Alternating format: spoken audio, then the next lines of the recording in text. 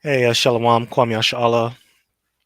This is Brother Gabar Allah coming back at you with another live lesson through the spirit and power of Yahweh Bashem Yashai, Bahashem Rakaha Kodash, and double honors to the apostles and elders of Great Millstone that rule well and that do teach well. And the water to Yahweh Bashem Yashai for giving them the eternal truth to teach it to us. Kwame Ashala and Abba Babal. And hopefully today this live stream will be edifying. I'm going to go into the topic of cannibalism, and today I'm going to go into the book here called The Delectable Negro, Human Consumption and Homoeroticism Within U.S. Slave Culture. And this is written by Vincent Woodard, right? And this is the cover of the book. You can take a look at it. The Delectable Negro. And I'm going to be on GMS Bittersweet 7. This is my backup channel. Because GMS Honor the Most High 2 got striked for another live lesson that I did way back. So I'm going to have to wait a couple weeks till I can go back on that channel. So we'll be on this channel for a while. So with that being said, who wants dark meat? You know, because, hey man, you tribes were feasted upon over here in America, man. And that's a history that they don't like to talk about. You being food. And you have to ask yourself this question, how does it feel being someone's energy source? How does it feel being somebody's food source? How does it feel to be a source of energy for another human being? Because that's what you tribes were. You were a source of energy. You were a food source. And they had no problem ingesting you, cooking you up, eating you. There's a lot of history in this book that shows you how these people are sadistic and they're also satanic. And I believe a lot of these things were really rituals that these slave owners were doing. And it mentions some of the founding forefathers of America. They were doing this, in particular, George Washington, which I'll read. And, this is something that a lot of people don't want to talk about, especially our people and especially Edomites, you so-called white people. You don't want to talk about this history. You hide it. But the history is out there. You just got to know how to look for it. I told a family member of mine about this history and they got sick to the stomach to the point where they didn't even want to hear it. I read a couple words out the book, they didn't even want to hear it. But that's the reality. And, as Elder Yashwamba likes to say, you tribes, you're in the worst case scenario. You're in the worst case scenario. It can't get any worse than that. So without further ado, I'm going to get into the lesson. But you know what? Before I do that, I just want to cover, cannibalism, it's not lawful. You shouldn't be partaking in that. And really, for you to become a cannibal or, to indulge in that practice, um, that's really a curse onto you, especially when it comes to our people. And also, you should know better because when you go into our dietary law, when you go into Leviticus chapter 11, we have a strict dietary law and eating human flesh, that's not a part of it. So that's going off automatically. Let me just see here, just to prove to you that it's really a curse when you indulge in that type of practice, right? So this is I'm going to go into the account here, the siege of Samaria, cannibalism. Okay, and this is 2 Kings chapter 6 verse 24, and this is when we were under siege. I forgot who the king in power was. I'll check it out, but during that time we went off. So when we go off and when we rebel in the sight of the Lord will allow us to go into cannibalism because we were wicked. And that's a form of a punishment. And I'm going to show you that here. So it's not a good thing. It's really a curse. So this is 2 Kings chapter 6 verse 24. And it came to pass after this that Ben-Hadad, king of Syria, gathered all his hosts and went up and besieged Samaria. And there was a great famine in Samaria, and behold, they besieged it until an ass's head was sold for 80 pieces of silver, and the fourth part of a cab of dove's dung for 5 pieces of silver. And that's a lot of money for those abominable foods, right? You're not supposed to eat a donkey's head, but that's what happened because you were brought to starvation, right? There was a famine, and you were locked up and you were besieged, right? So you couldn't go anywhere. So this is what happens. You have to scavenge, right?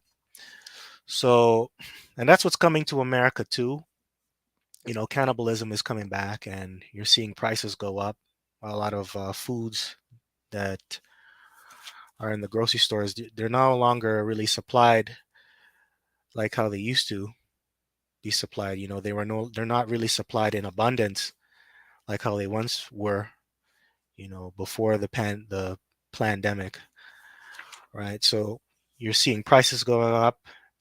You're seeing the debt going up. You're seeing this place go down. You're seeing inflation, shrinkflation. Um, this is what it's going to come to. So, verse 26, and as the king of Yashar'allah was passing upon by the wall, there cried a woman unto him, saying, Help, my lord, O king. And he said, If Yahweh, Ba'ashem Yoshai, do not help thee, when shall I help thee? Out of the barn floor, or out of the wine press? And the king said unto, yeah, and that's what happens. Your great leaders that you look up to, they're not going to help you in that day, in the time of your calamity. Men can't deliver you out of the hand of the Lord. They can't deliver you in times of trouble if the Lord permits them to do so. And that king told her that straight up. Look, I can't help you. If the Lord doesn't help me, how can I help you? And that's very serious. And it's always women coming out to asking for help in that day, because women are the weakest. And you saw that example here, or you saw that situation with that woman and the king. It's always women that are going to always cry out when shit gets tough. Men too, men will cry out, but women will be the first to cry out. Now it says, verse 29, verse 28, and the king said unto her, What aileth thee?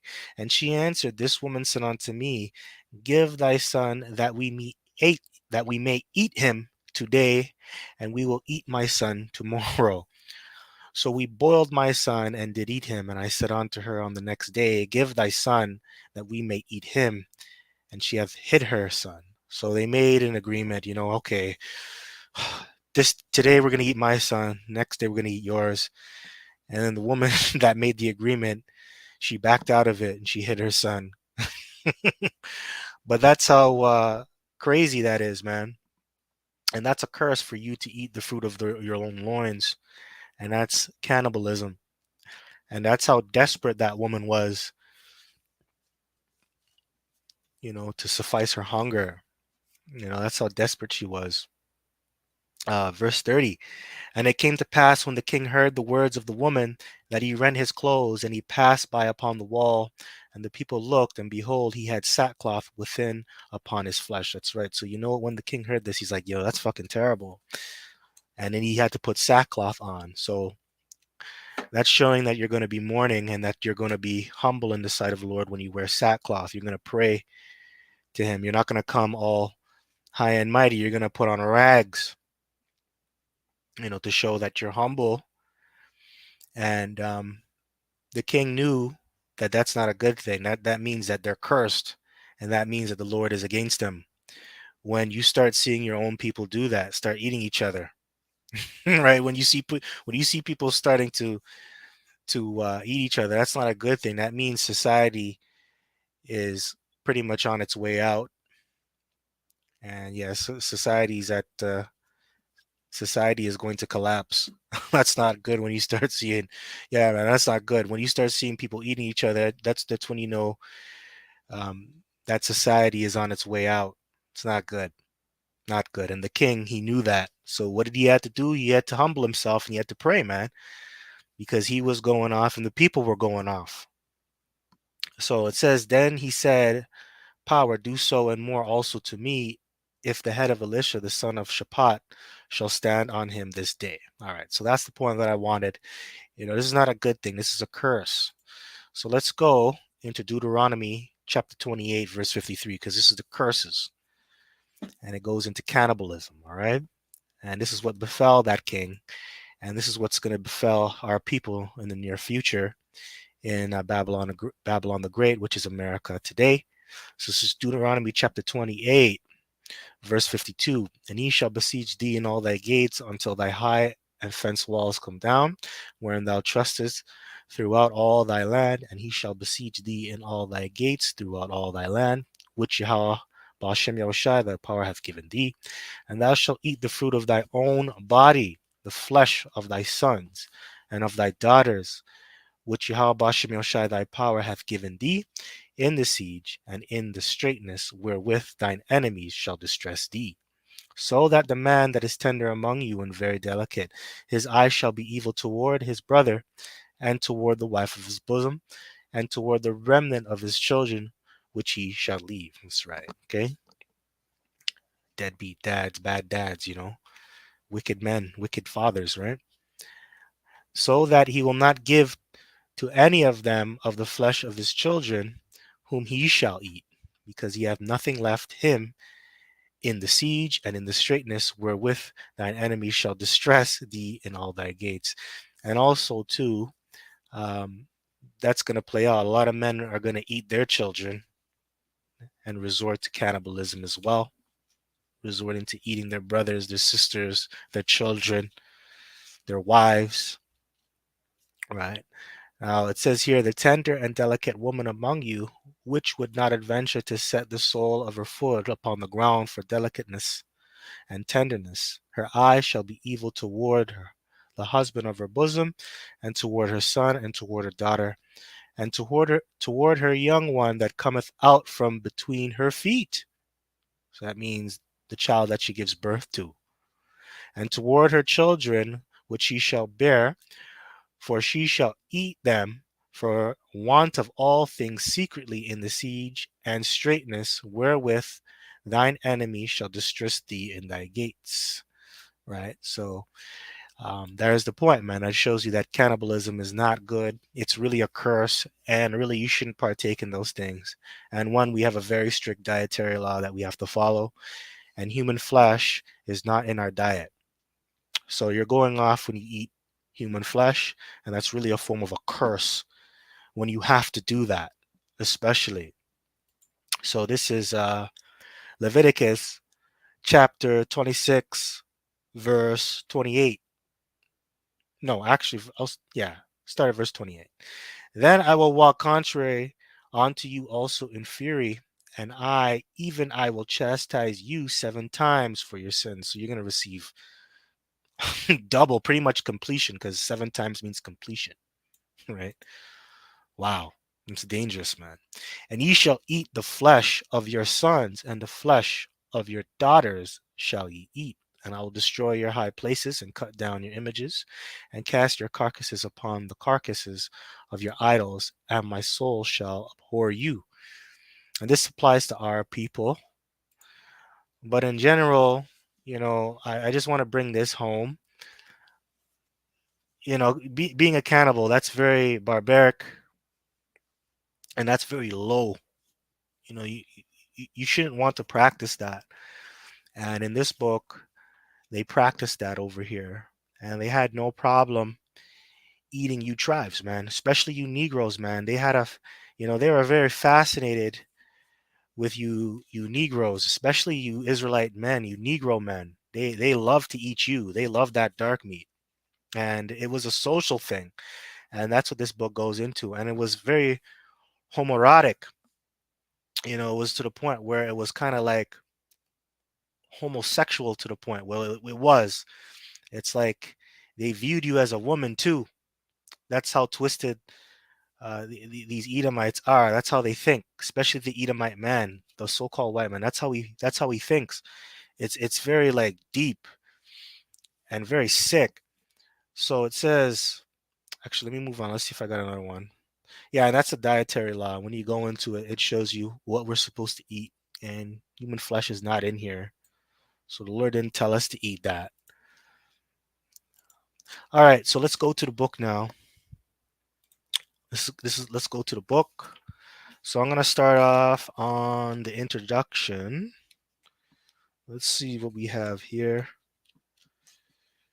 You know, let's go into the introduction. Okay, so this is the introduction on page 13. I'm gonna jump around a bit, so do your best to follow around. So it says, for example, in Herman Melville's Moby Dick, or The Whale, 1851, which the author based upon incidents of consumption of black males at sea, Ishmael draws a parallel between his cannibal shipmate and George Washington, the first president of the United States.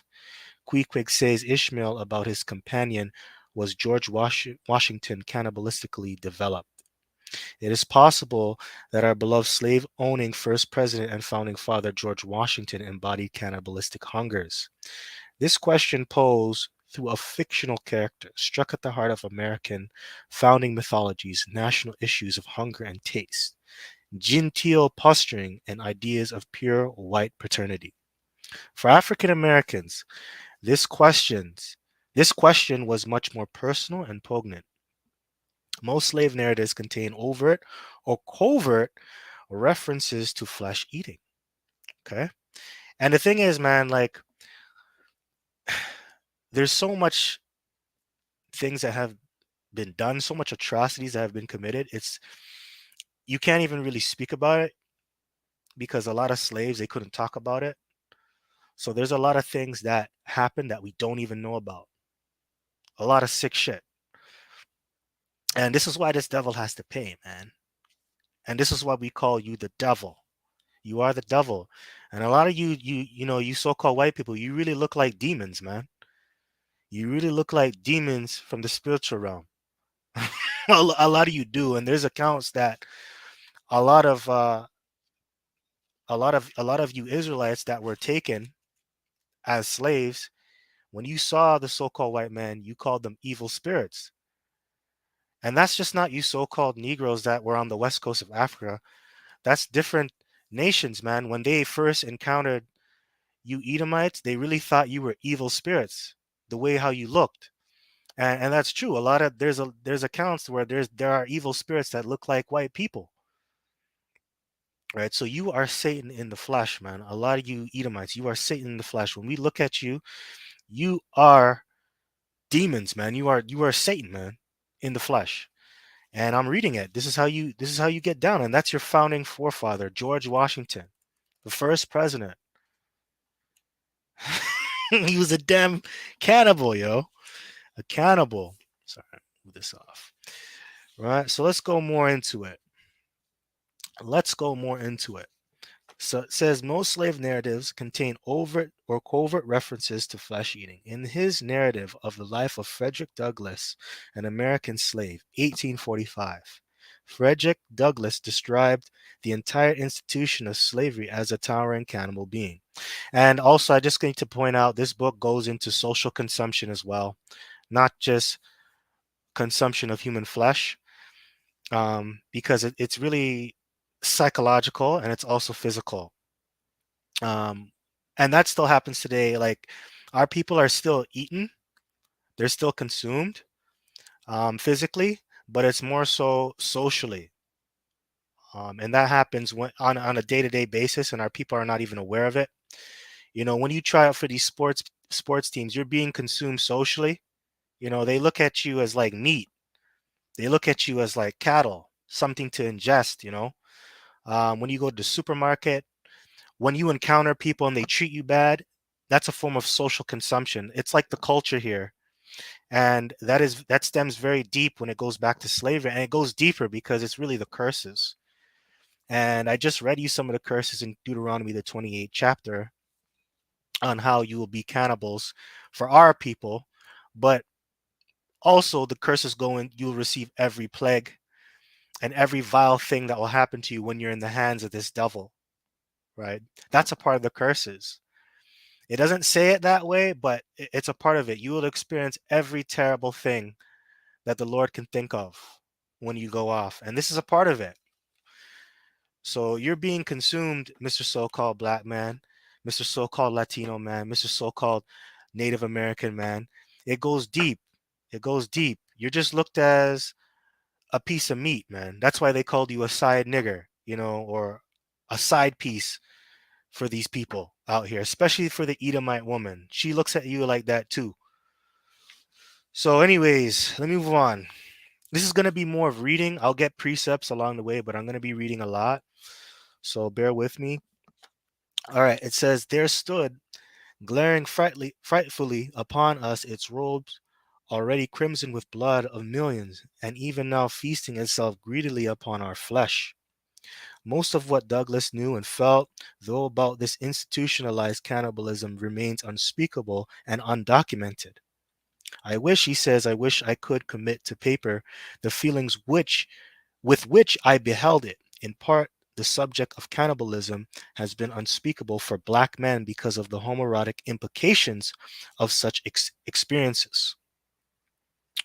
Kara Walker, commenting upon European and white cannibalism, has observed that there is a little bit of machoism, so much love and hate involved in eating something to kill something and eat it. It's very sexual, very sensual. The consumption of black flesh often took place in the context of incestuous plantation dynamics. Very serious. And this is what you're dealing with. You're dealing with a beast. You're dealing with a very vile person. And let's see what we got.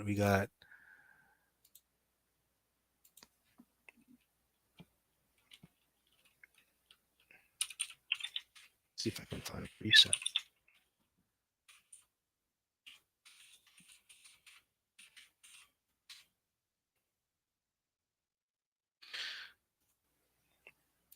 And get a precept for you guys. This is who you're dealing with.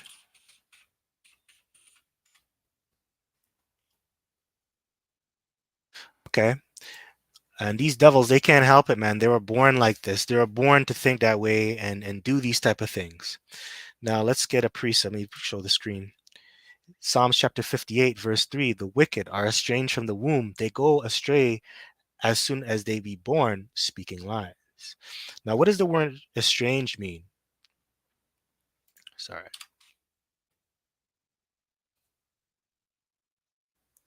Okay, estranged. Let's go into the Hebrew here.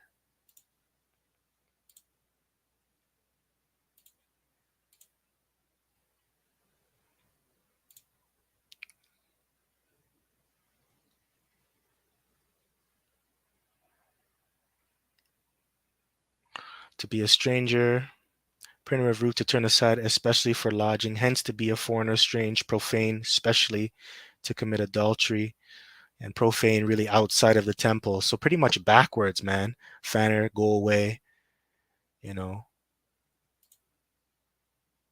And it really comes from the word strange too.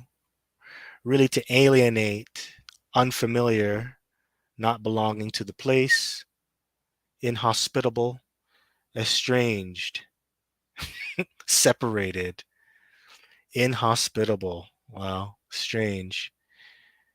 All right. Sense of queer, surprising, aloof, reserved, distant, estranged. That's what they are. They're very like strange. They're profane, outside the temple, and very like profane and dirty, man. And that goes into the way they think, the way they move, the way they act.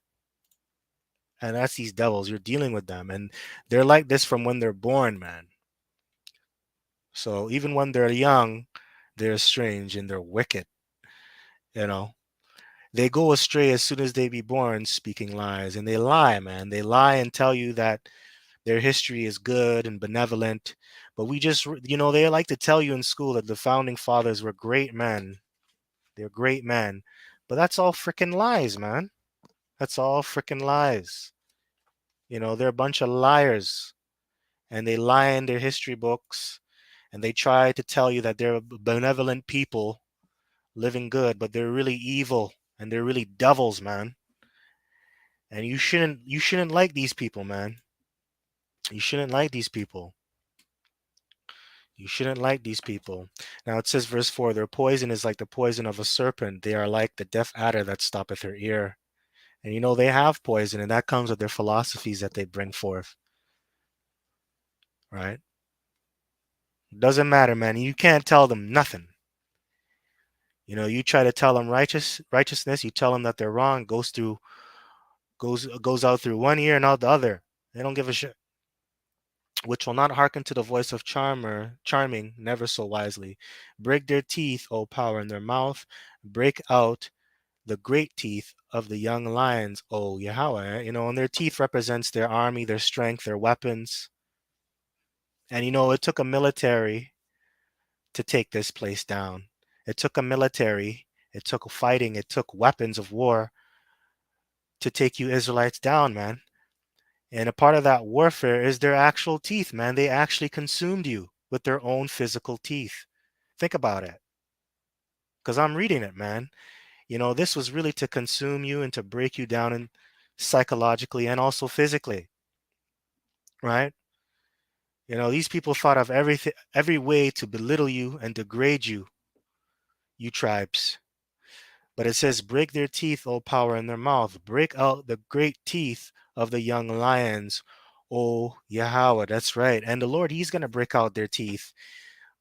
And that's going to come through Yahweh Shai coming back in them ships and taking down this guy's society. And yes, the Lord is going to bring an angelic army to destroy this place. All right. Just thought I'd bring that out, man. This guy is profane. He's outside the temple. He's disgusting, man. So now it says here, a master would often choose a favorite male slave as the object of his cultivated delight. Black men in such contexts had to negotiate feelings of affection, hatred, shame, sexual degradation, and arousal toward white men. And there's a lot of homosexuality that they don't talk about when it comes to slavery. There was a lot of homosexuality, a lot of buck breaking, a lot of rape, male rape too. You know, they show you about the Negro woman and how she was raped, but they rarely go into how the black man was raped. He was raped a lot, and I'm telling you, man, he looked at you as like a woman, man. He was fascinated about you. It's crazy. Black men in such yeah. So it says an arousal toward white men. Cannibalism was unspeakable, but cannibalism coupled with the subjection of homoeroticism went against conventional ideas. Let's look up that word, homoeroticism. Let's look up that word, which it goes into the imagery of of homosexuality. It's not the definition of homosexuality. It's just the imagery of homosexuality. Like for example, like pornography. That's a form of homoeroticism, right? If you think about it, it's the image that counts. The image. All right. So you get that.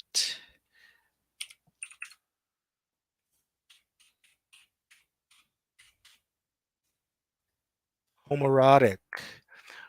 So homosexual. Um, caused by passionate love, referring to love. Homosexual, erotic. They don't give you a good definition. You know what? Let me go back to the beginning because he goes in his thesis here. He talks about it. See if I can find it. See if I find it here. Okay, so here it is. This is page 14. It's in the same book chapter that I'm reading, but I'm going to read it here.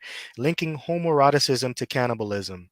Okay, so it says my study emphasizes homoeroticism over homosexuality by definition. Homoeroticism implies same-sex arousal and draws attention to those political, social, and libidinal forces that shape desire and ultimately the homosexual act. All right, so it's looking at like the thinking pattern behind you committing the homosexual act. That's basically what it is. And that's what he goes into. He goes into like their psyche of like why they did it, you know? And it really goes back to like a fraternal order. It's really like fraternal on how they view to like consume you, right? So that's what it's really going into. It says the homosexual components of the feasting, partaking of the boiling pot of Negro soup, are less important to me than the racial assumptions, political aspirations, gender codes, philosophical frameworks, and cosmologies that dictated that the feelings of arousal on the part of European and white Americans toward black males and hunger for black male flesh. Right. For example, the larger discussion of Negro effeminacy, or the idea of the Negro as the lady of the races, right? So I'm telling you, man, he really looks at you like you're a woman, and you see that today. You see a lot of homoeroticism in like pop culture when it comes to like these movies with these black celebrities on how they got to dress in a dress. We know that's a ritual to something, but that's a form of homoeroticism, man, or homosexuality, right? And it goes deep. It's just how this guy's psyche is. He likes to see you that way. And I'll read it again. It says, for example, the larger discussion of Negro effeminacy, or the idea of the Negro as the lady of the races, shapes European male desire and the Belgian cartoon. It sets the stage for homosexual consumption and makes possible what Eve Sedgwick refers to as homosocial bonding. All right, so let me get the cartoon for you to prove that. And this is the psyche, right? So this is the imagery of, I don't know if you could see it. Let me blow up the screen here. Like, this is the psyche of these devils, right? Look at that. So it's the imagery. It's the imagery. This is all homosexuality, man. Right? Look at that. They're eating you. This is social consumption, and it's also physical consumption, right? So the saw that you see the guy holding here, the white man, that represents a phallic symbol, and he's actually penetrating the guy's anus. That's what it represents, right? And you see one of them, their hands are between their legs, their genitals, and they're all having a conversation. This is them consuming you, and this is how they look at you, on how they want to really like smash you. They really want to rape you, you know? So this is how these people think, man. These devils think. And it goes deep in the industry on how you jakes are treated, especially you entertainers, man. This is how they look at you. But a lot of this is going to go over our people's heads. They don't look at it that way. They just look at it as them getting a job or an opportunity, when really it's not an opportunity. You know, it's messed up. It's messed up. Okay, so you know what? I'm gonna go back into the points of the cannibalism, right? And now I'm gonna go into page 18 in the introduction. It says, whites often saturated this taste and appetite through acts of violence, sexual exploitation, imagined ingestion of the black, or through stage rituals designed to incrementally harvest black spirit and soul. The delectability of the black person was, of course, a factor in literal flesh consumption. But my main point, which I explain at length in chapter 1, is the literal cannibalism always occurred within cultural, ideological context, the cultural context to which I frequently refer: the plantation, the slave ship, the general schooner, the African coastal town, were highly eroticized situations and locales. The words delectable, taste, and appetite bring together homoeroticism in these contexts with overlapping occurrences of consumption. And the thing is, man, America is a place of consumption. And I believe when you go into Revelation 18, it talks about how this place is all about consumption, especially when it comes to you tribes, especially the delicate things. And you tribes, man, you don't view yourself as dainty. You don't view yourself as delicate and precious, but the Lord does. And he gave his inheritance, or he polluted his inheritance by giving it to these damn devils, man. So you're a part of that. You're a part of the consumption of things when it comes to the delicacies of what America has to offer. So when you go into Revelation 18, it tells you that, right? Babylon is fallen, right? So, um, okay, hold on. I think souls, souls of men. Yeah, this is where I want to start off at. Okay, so here we go.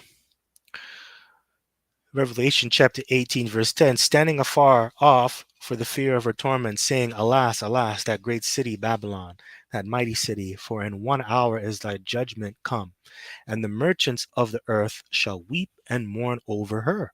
For no man buyeth their merchandise anymore. That's right. So when this place goes down, when it gets destroyed by thermonuclear destruction, the kings of the earth, the merchants of the earth, they're going to actually weep and mourn because they can no longer make money.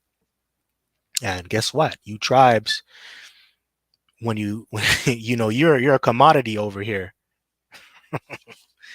You're really a commodity to this very day. Um, Even going into slavery, you were sold on auctioning blocks by these different merchants, man. These damn devils, and these other nations, they made money by putting you into slavery, by sending you over here. The Hamites, the Arabs, the Edomites, they all made money off of you, right? And they still make money off of you to this very day. Because a lot of these rich families in these different nations, in the that are written in the Bible, they have something called old money, and they're just touching that money now. They're not even touching the new money that they made off of you, and that's through your misery. So verse 12, it says, the merchandise of gold and silver and precious stones, and of pearls and fine linen, and purple and silk and scarlet, and all thine wood, and all manner of vessels of ivory, and all manner of vessels of most precious wood, and of brass and iron and marble, and cinnamon and odors and ointments and frankincense and wine, and oil and fine flour, and wheat and beast and sheep and horses and chariots and slaves and souls of men. Okay. All the fruits that thy soul lusted after are departed from thee, and all things which were dainty and goodly are departed from thee, and thou shalt find them no more at all. Hey, and this is you. So it shows that you, because you're slaves, right? You tribes, you're still slaves to this very day. But even going into the days of slavery, those were all dainty and goodly things, right? That's a form of you're actually a dainty and goodly thing because they made a lot of money off of you and you were a commodity, right? So that's what I just read here when um, it says here, going back on page 14, for example, the larger discussion of Negro effeminacy, or the idea of the Negro as the lady of races, shapes European male desire in the Belgian cartoon. It sets the stage for homosexual consumption and makes possible what Eve Sedgwick refers to as homosocial bonding. you know, so they used you for homosocial bonding, you slaves, and they also allowed you to sell your soul over here, man. You know, and this is why this place has got this. This is why this place got to burn to the ground, man. That's why this place has to go. It has to be burnt to the ground. It's a wicked place. And we're reading here in Revelation 18, they're going to lose all these things. That includes you, and that's going to come through another Exodus, a great Exodus. And that's Yahushua coming back and delivering us from this devil. So I just read this to you, man. If you're viewed as the lady, the lady of the races, that shows you're dainty. And the scriptures talk about how a woman or a lady, or a beautiful woman or a beautiful lady, it really cheers the countenance of a man. So this guy really looks at you that way, man. And really, the Lord, he looks at us as a beautiful and comely woman, spiritually, of course. But it just shows you, man, consumption. And it also proves that the Lord, it also justifies why the Lord calls you a whore or a backsliding daughter, because you went and slept with all the other nations, man. And what I mean by that is you going into their philosophies, their wisdom, and serving other gods and idols, right? You have played the harlot. Um, so it's playing out that way. That's why you're being treated this way. And it shows you the Lord is very deep, man. You know, every way that you're belittled over here is really because you didn't love the Lord. Oh, backsliding. What am I doing?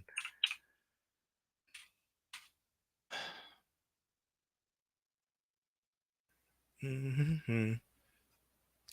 This is Jeremiah chapter 3, verse 14. Turn, O backsliding children, saith the Lord, for I am married unto you, and I will take you one of the city and two of a family, and I will bring you to Zion.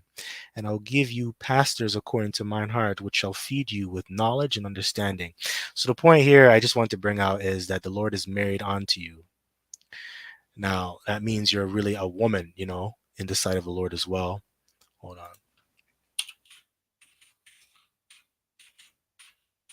There was another I was looking for. Polluted. Another one I was looking for. Is that land greatly polluted? Yeah, it's the same chapter. I knew I was reading it. So it says Depluted Land. This is Jeremiah chapter 3, verse 1. They say, if a man put away his wife, and she go from him and became another man's, shall he return unto her again? Shall not that land be greatly polluted? And that's true, you know, because you women are like the earth, right? That's what men do. They plant their seed in you, right? So if you have different man seeds in you, and that's literal and spiritual, you're going to become polluted. Your womb's going to be polluted, and your body's going to get messed up. So that also proves that a lot of these women, they shouldn't be sleeping with multiple men, especially if they're married, you know. Well, in general, but especially if they're married, they shouldn't be playing the whore, right? And spiritually, we're married onto the Lord. So when we go and become another man's wife, spiritually, we're then polluted.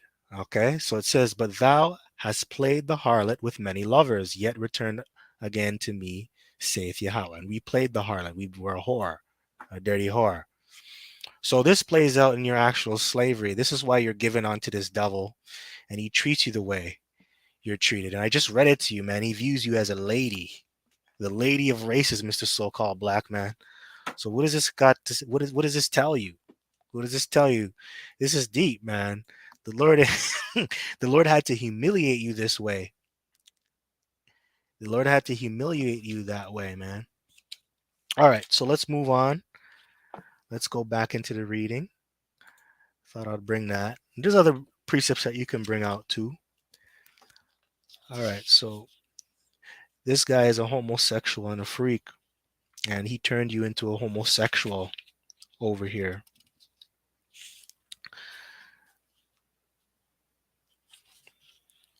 And you know, this book goes into how a lot of our people, they thought that you guys were cannibals, like going back to Europe. Like it was well known that you Europeans, or you Edomites, I mean, you were actually cannibals. Like a lot of these different tribes, they viewed you that way. Different people. There's an account here I have. Let me get that first. This is in the introduction again. Um, verse yeah, page 17.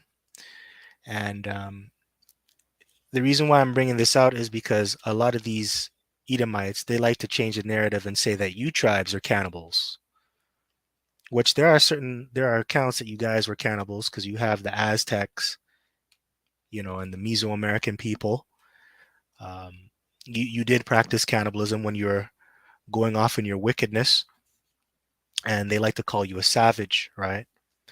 But when you go deeper into uh, the European history, they were actually cannibals, man. They were sick. They were degenerates, but they like to play that narrative that you are a cannibal. You know, they always try to flip it and change it. So here's the account. It says, page 17, on both sides of the Atlantic in Africa and the Americas, Black and African people in the 19th century documented this culture in slave and travel narratives, political philosophy and treaties, newspaper articles, and sermons, among other types of documentation. For example, the famous 1839 slave insurrection aboard the ship Amistad occurred because the Mende revolt leader Sengbe Pie and those who followed him feared that the Spanish slavers intended to eat them. As I have demonstrated, the African belief that Europeans were cannibals was not uncommon. Importantly, such beliefs represented the captured Africans' first articulations of an intersection between themselves, their bodies, erotic life force, labor, capacity, and exoticization, and the Europeans' hunger for new land, physical and psychic contact with foreign others, and a perfect state of global dominion.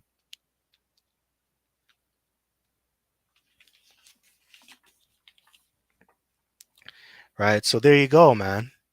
That's crazy, huh?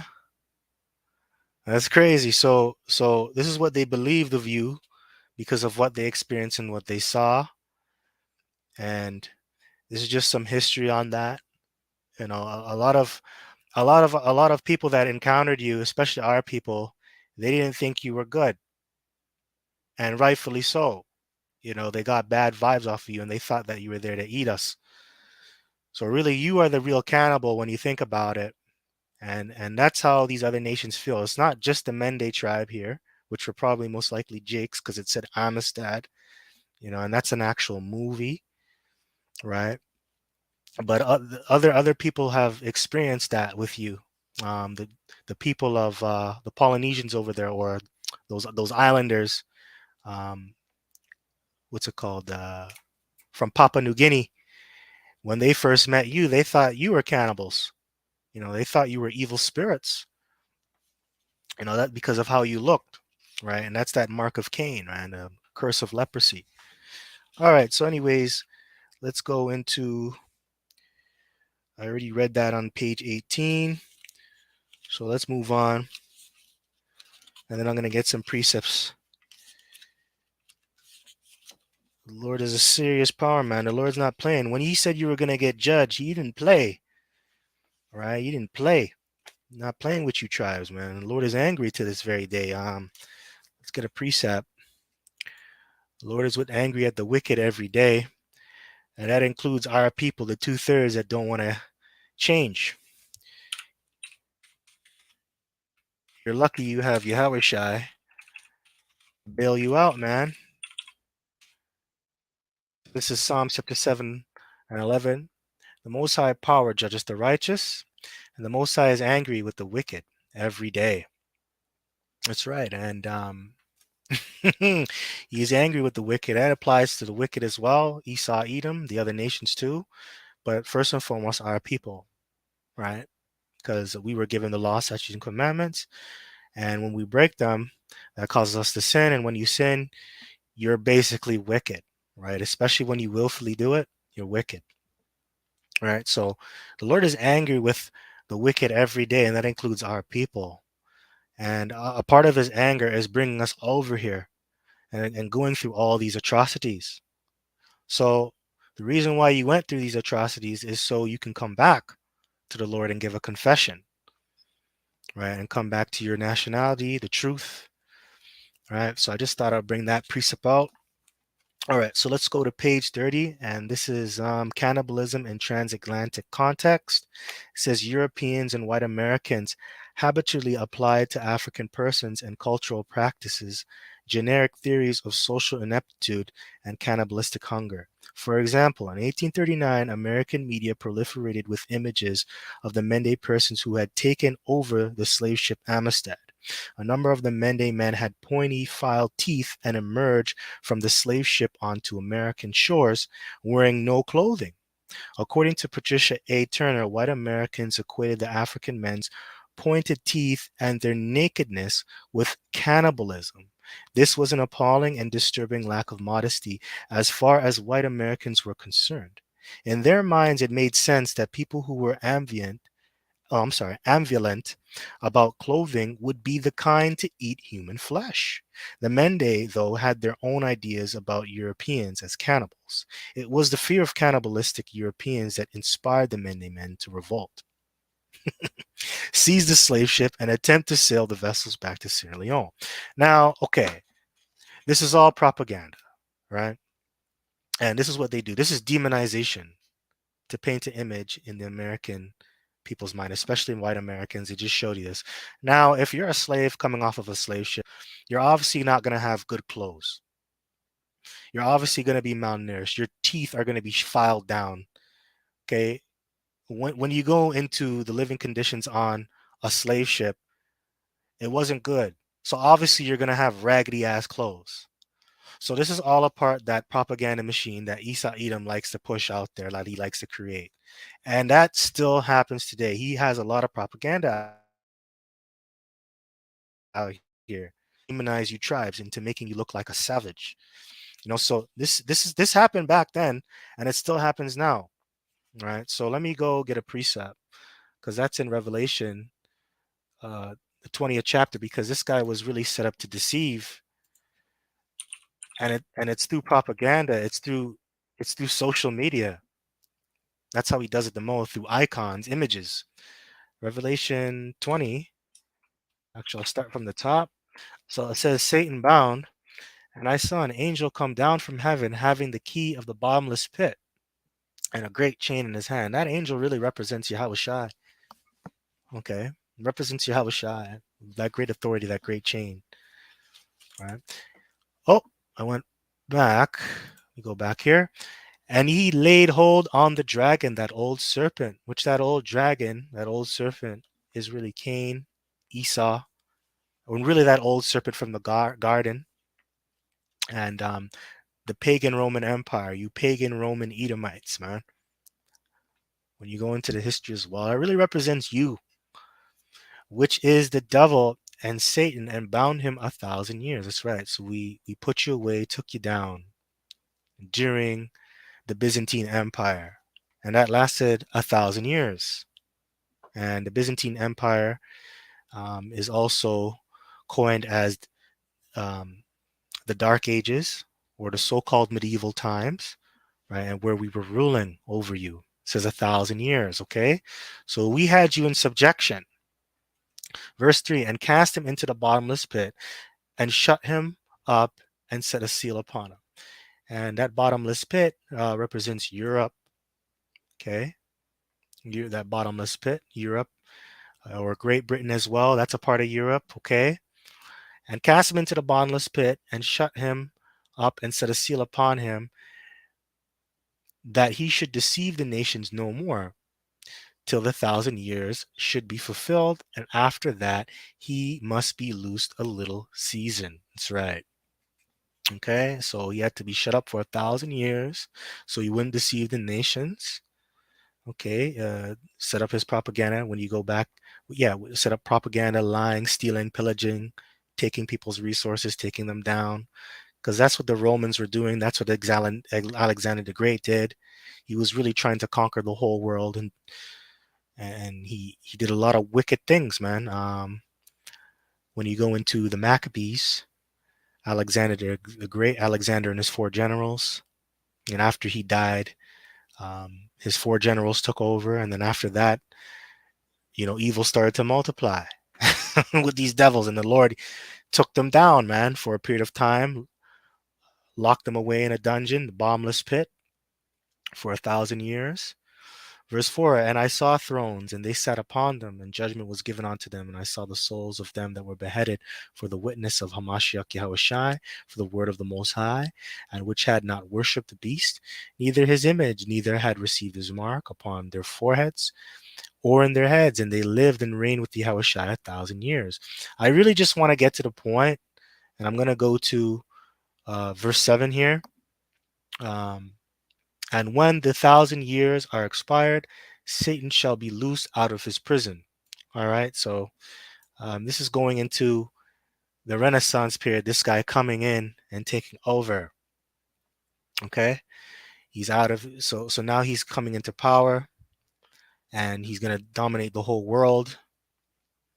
And it says, verse 8, and shall go out to deceive the nations which are in the four quarters of the earth. And this is what I want to bring: deceive the nations.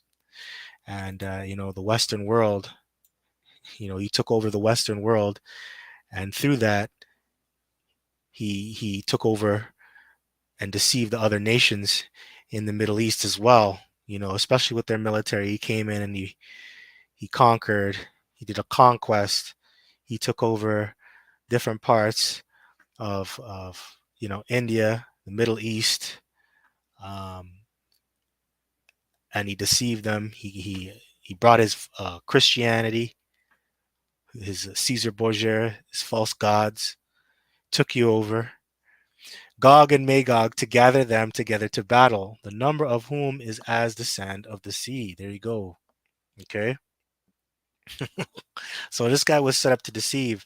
And this is what you have here, man. This account in the book. He used what did it say? The Mende people. Yeah, he used the images of the Mende people from the slave ship Amistad, and he used that to deceive the minds of the people. He abused. He used the pictures of them being in a low estate to paint the picture that they were cannibals. All right. So that image is still out here today. Like, you tribes, you're looked upon as savages, man. You're looked upon as cannibals. You're looked upon as beasts. That was to paint that image, and it goes a long way, right? All right. So it says the Mende, though, had their own ideas about Europeans. Okay, that's good. So I want to get another account here. Um, see what I got.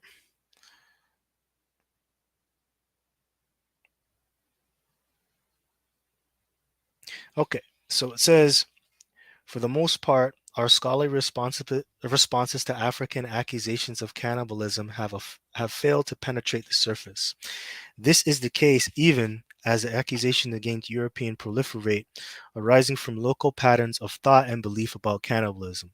Generally speaking, Africans taken by force from their home communities feared Europeans who they frequently thought of as ministers of destruction, magicians, and flesh eaters. And rightfully so, because this is in the time of their downfall. Um, you know, the wilderness, because it's prophesied that this would happen to you.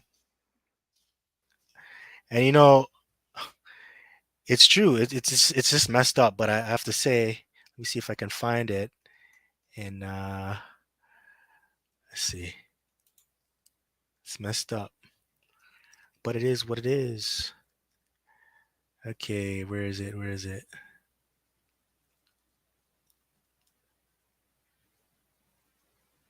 Why is it not coming up here?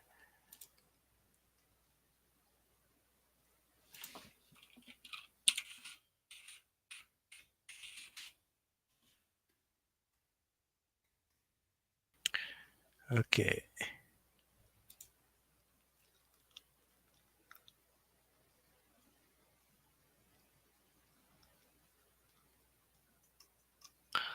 Um.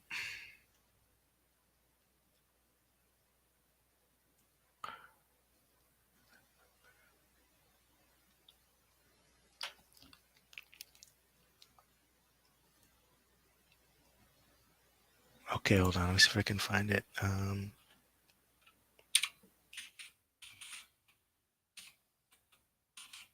Bear with me 1 second, guys. Trying to find something here.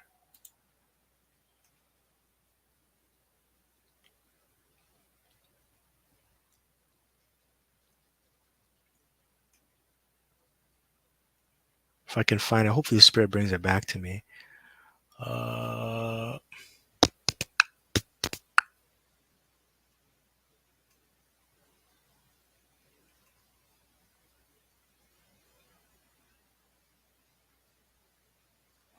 that's not the one I'm looking for.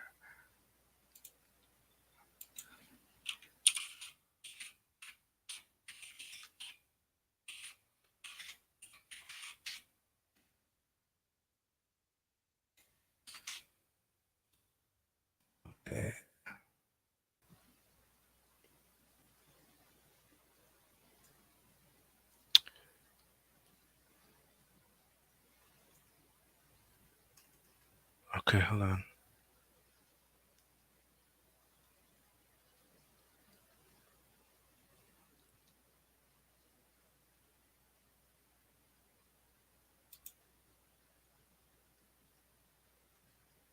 Okay, when choose.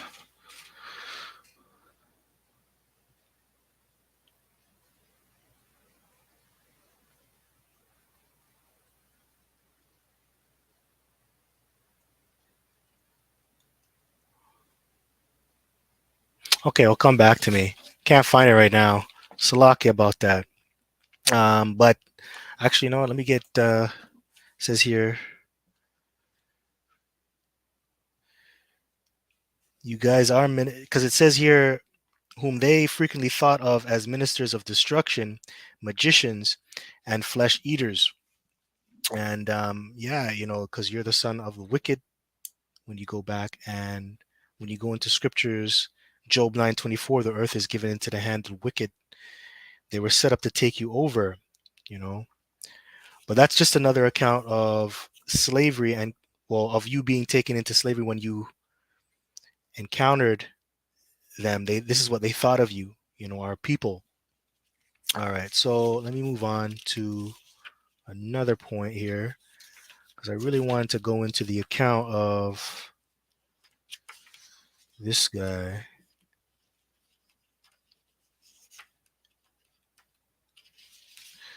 And I couldn't find that precept that I wanted. Just slipped my mind, yo.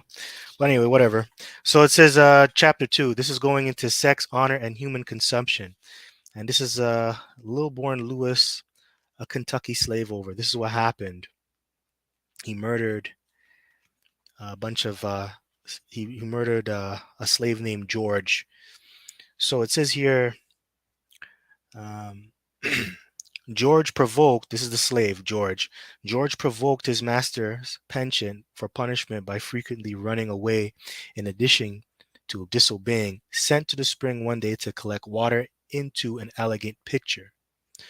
George made the horrid mistake of letting the pitcher fall and standing by and watching as it dashed to shivers on the rocks.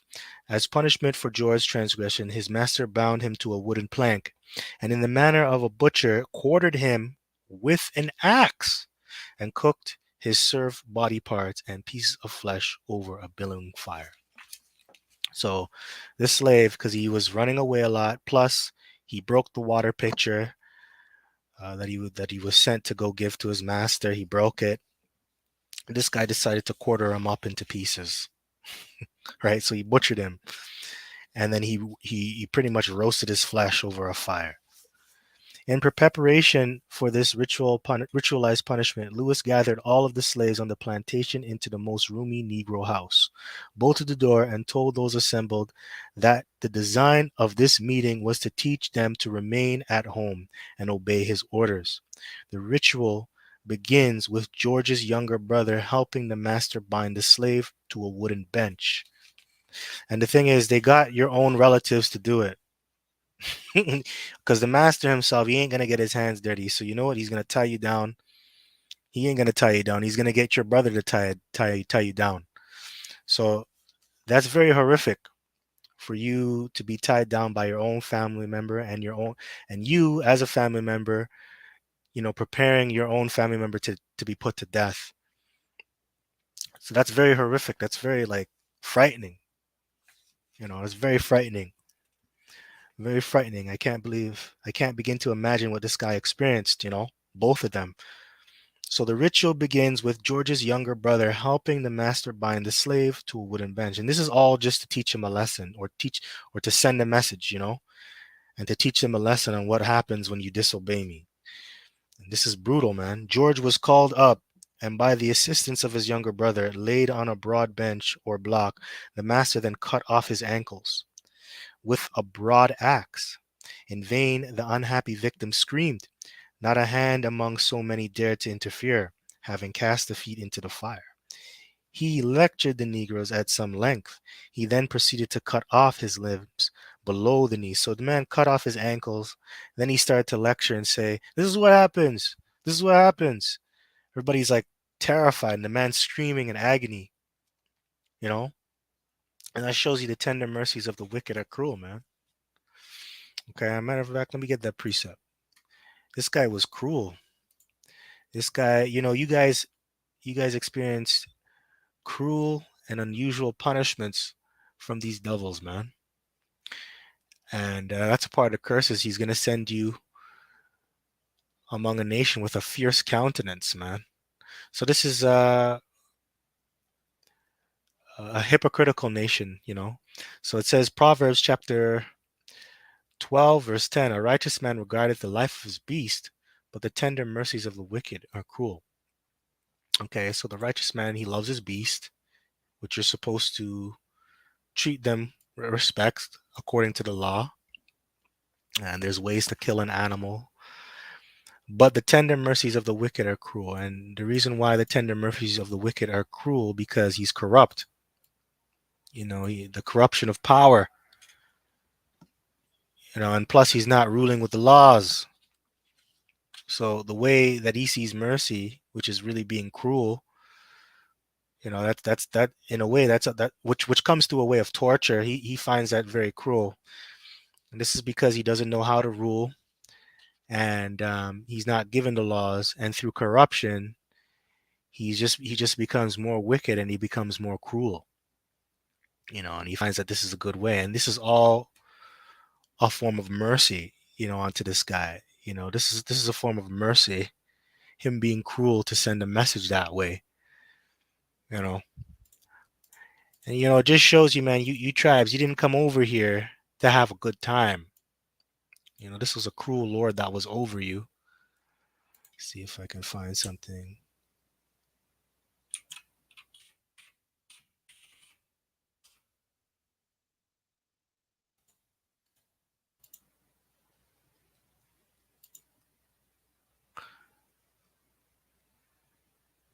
Here we go. This is Deuteronomy chapter 28, verse 49. The Lord shall bring a nation against thee from far, from the end of the earth, as swift as the eagle flieth. And funny thing, it says swift as an eagle flieth, and that's America. They are like the eagle. That's their emblem. It's the eagle, right? So this is actually a very swift nation, if you think about it. Think about it, they're very swift. Anyway, it says, a nation whose tongue thou shalt not understand. Okay? And they didn't speak your language, man. They speak a bastard tongue, English. All right, English, French, different dialects. Over here, it says, verse 50, a nation of fierce countenance, which shall not regard the person of the old, nor show favor to the young. And that's what happened, man. He did not regard the person of old, nor show favor to the young. And that's why it says, it gave the account here, he let his younger brother tie this guy up to a wooden bench. And he didn't care who was a part of the audience. He didn't care if it was young people. He didn't care if it was new people. Not young people or old people, right? He didn't care if it was young or old people watching. He didn't have no regard for their feelings. And that's these devils, man. They're cruel. They don't give a shit. They're ruthless. All right? They're ruthless. So I thought I'd bring that precept. So anyway, it goes back here. It says, in vain. This is back on page 60. In vain the unhappy victim screamed. Not a hand among so many dared to interfere, having cast the feet into the fire. He lectured the Negroes at some length. He then proceeded to cut off his limbs below the knees. The sufferer besought him to begin with his head. It was in vain.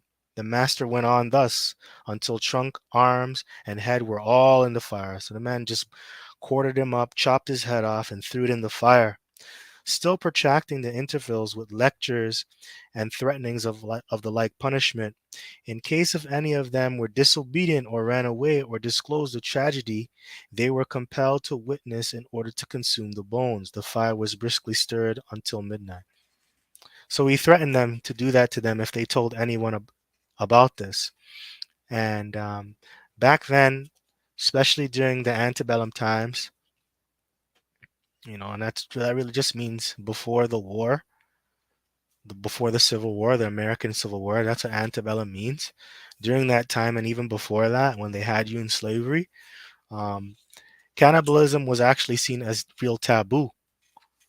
And a lot of the masters, they didn't want to have that stigma put on them, and that's why he told his slaves not to mention any of this, because he would kill them, right? And he didn't want to be looked down upon.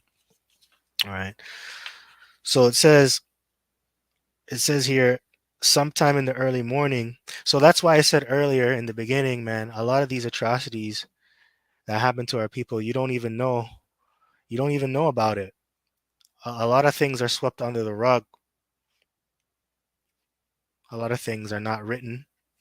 A lot of things are not documented because of things like this. And I'm reading the account here. So imagine all the other plantation owners during this time. Like, what were they doing? What were they doing?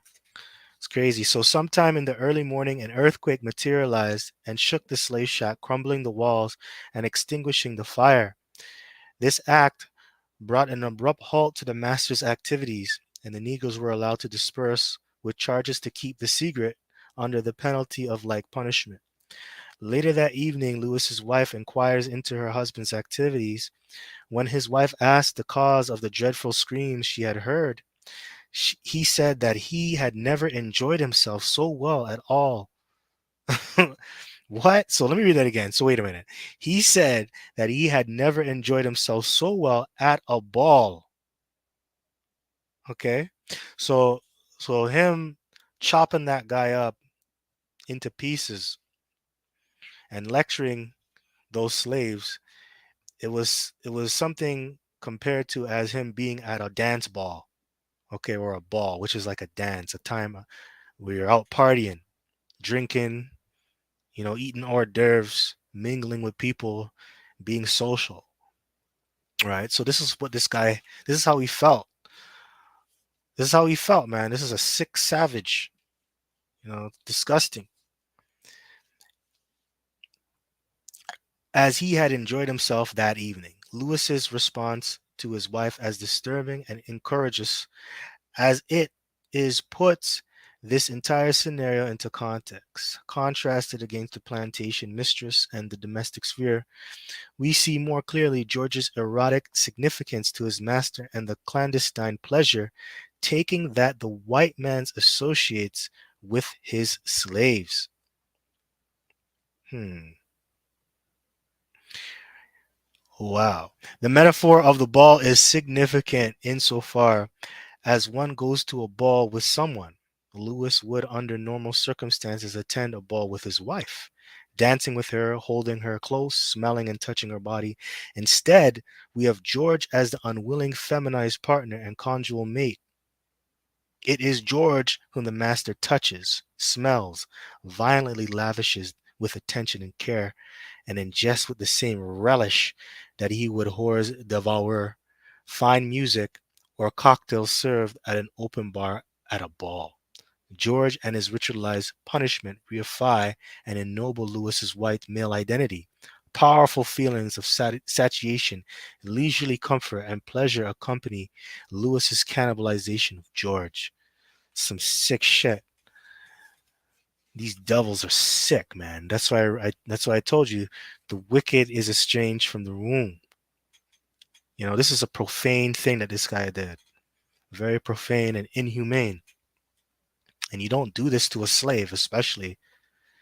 You don't do that to somebody. But it's judgment, so it doesn't matter. Our people had to go through this. And I just read in Deuteronomy 28 from verse 49 on down, it says, a nation of fierce countenance, which shall not regard the person of the old, nor show favor to the young, right? So this guy, it just shows you the mindset of these people, man. It showed you. It's brutal. It's brutal. And it shows you that's also a reflection of the Lord's anger. This is the rod of mine anger.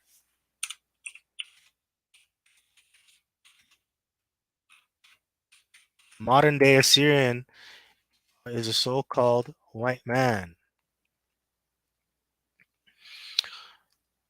Assyria is God's instrument. That's what it says in Isaiah chapter 10. Okay? The modern day Assyrian are you so-called white people today.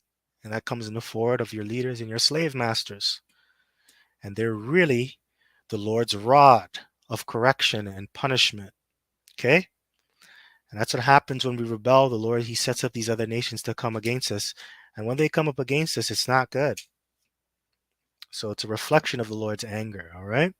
So it says here, Isaiah chapter 10, verse 5. O Assyrian, the rod of mine anger and the staff in their hand is my indignation. What is indignation? Righteous anger.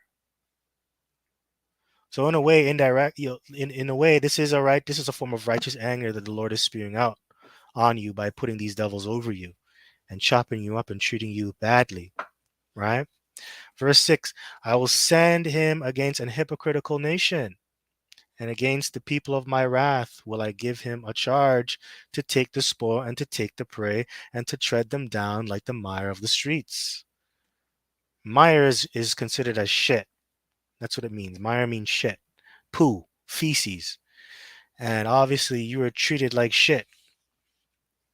You know, you don't do this to a human being, man.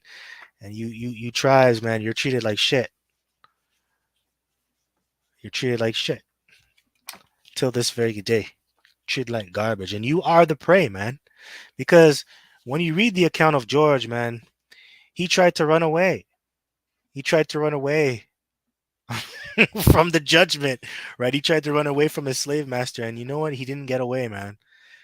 And from him running away over and over again, guess what? He had to get cut up and chop up and thrown in a pot. So, yeah, man, the Lord ain't playing. And this is all a judgment, a punishment. And we had to experience this. Okay, so here we go. Let's move on. It says, as a parasite and consumer, the master takes in, imbibes Job's essence, George's terror, and the terror of all the slaves feed the master's authority and power. And you're going to be afraid. You know, that's a part of the curses, man. Fear, Deuteronomy 28. And you're going to be afraid all the days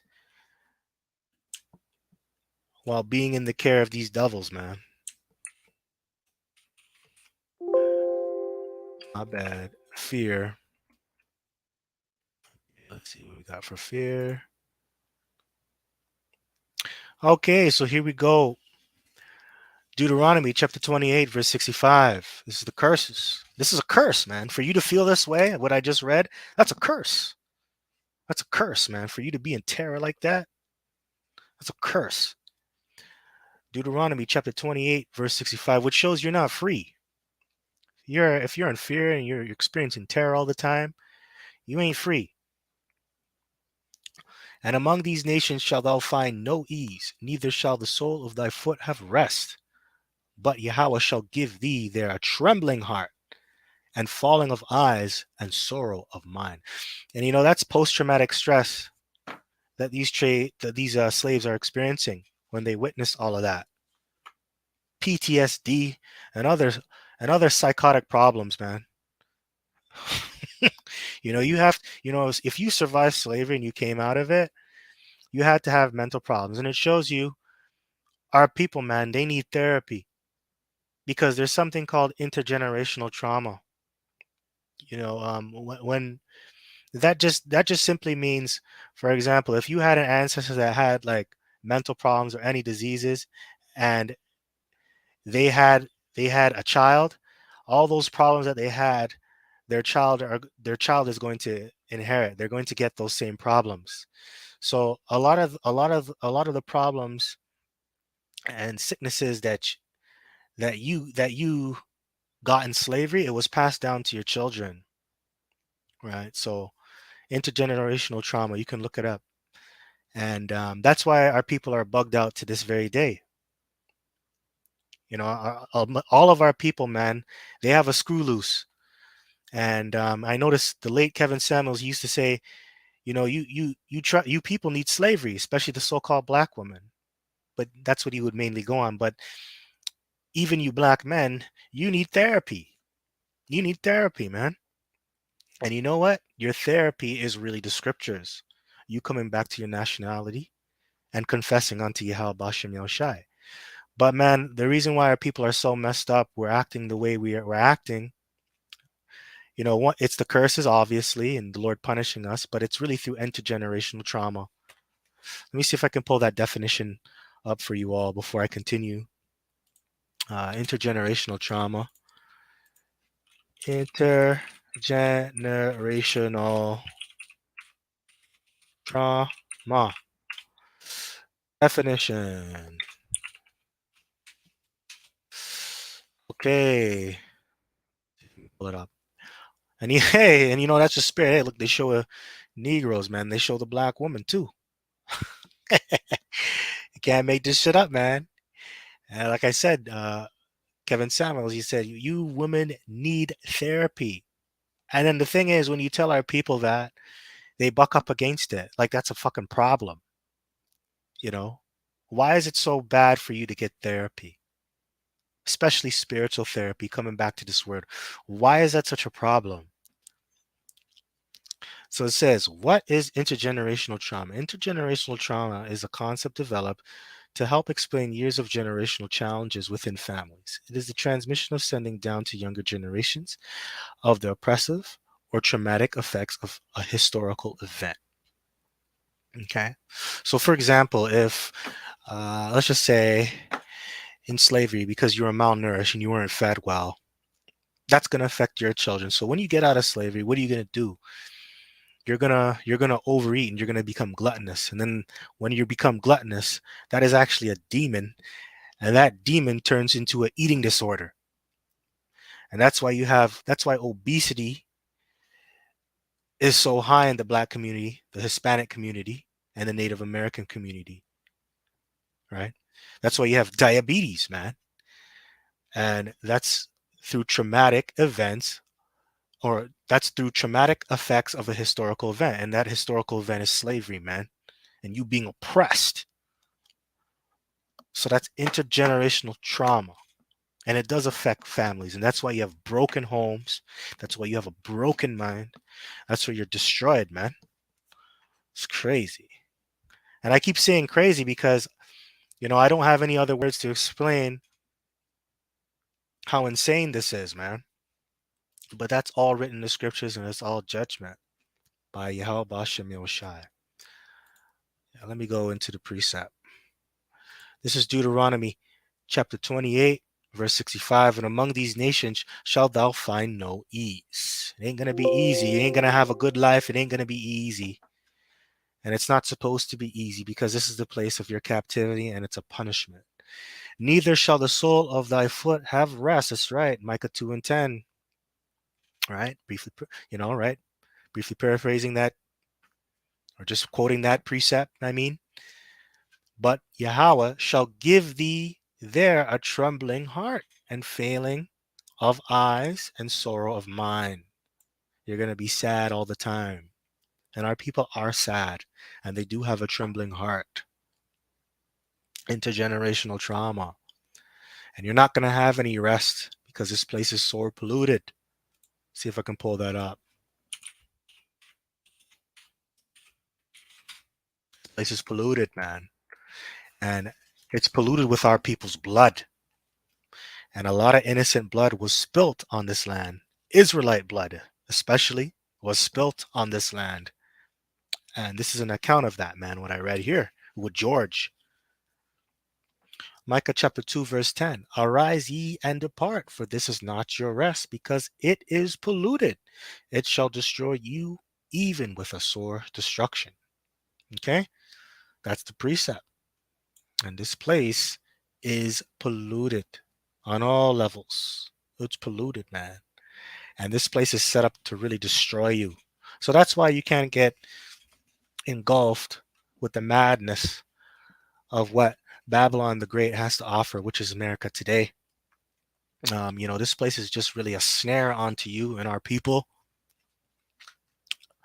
And for you to arise and to depart from this place, you got to do that spiritually and then psychologically and then physically. it will happen when the Lord returns. So you got to come out of this place by thinking a certain way and actually um, displaying that through your actions by following the law to the best of your ability and worshiping the Lord. That's how you depart from this place, man. And that's how you get rest. Because we have no continuing city in this place, man. Look, I just read it to you, man. This is a slave. Okay. You came over here to not to not enjoy yourself. Okay. For lack of better words, you came over here to basically be a servant. You weren't here to enjoy yourself. And these devils are mad that they don't have you in slavery still. And even though you are not in slavery, you're in slavery in the mind, and you tribes, it shows that you're still a slave on how you think, by how you act and condone yourself, and how you're actually treated, and how you actually treat each other. But don't worry, man. We have Yahushua, and we have an elect that is going to bring forth the next kingdom, and it won't be this bad. And all your tears, they're going to be wiped away. Verse 66, this is back in Deuteronomy chapter 28 and 66. And thy life shall hang in doubt before thee, and thou shalt fear day and night, and shall have none assurance of thy life. Wow. And people didn't have assurance of their life, man, because they feared for their life after they witnessed this guy getting quartered up and butchered into pieces, because they feared that that was going to happen to them if they said anything or if they rebelled against the slave master. So it says here, back on page 61, a parasite as parasite and consumer, the master takes in, imbibes Job's essence, George's terror, and the terror of all the slaves feed the master's authority and power. And we have to consider that in addition to emotional and spiritual consumption, the master might have literally ingested pieces of George's flesh. Literal consumption was such a taboo topic during the time period that even radical abolitionists, such as Child evaded direct discussions of this topic. When Child presented with the facts of Lewis's case in an appeal in favor of that class of Americans called Africans, she made no comment about the literal implications of Lewis's flesh quartering and cooking ritual, or about the significance of the secrecy that he continually reinforces through speech and act. This lack of comment from a woman who frequently noted the most extreme and disturbing implications of the slave master's cruelties indicates how taboo was the subject of human consumption. Understanding Child's tentativeness concerning the topic of human consumption gives us all the more reason to wonder about the literal implication of Lewis's cannibalistic ritual and the truth of what he really sought to hide through his constant reinforcing of silence and secrecy.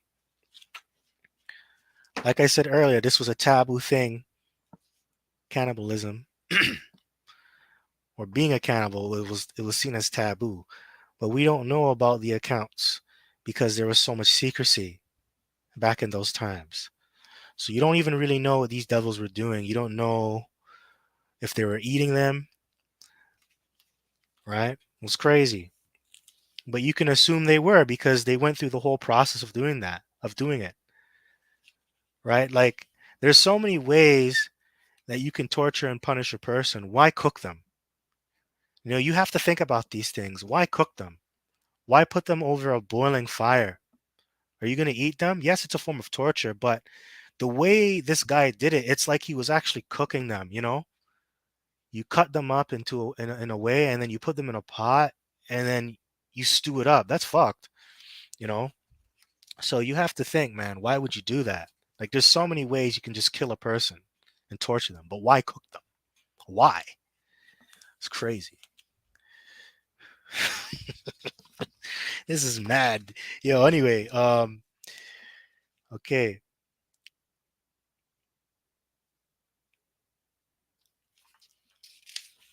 There's a lot more. I gotta hurry up though, because I don't want this to go. This is very long. So this is page 63.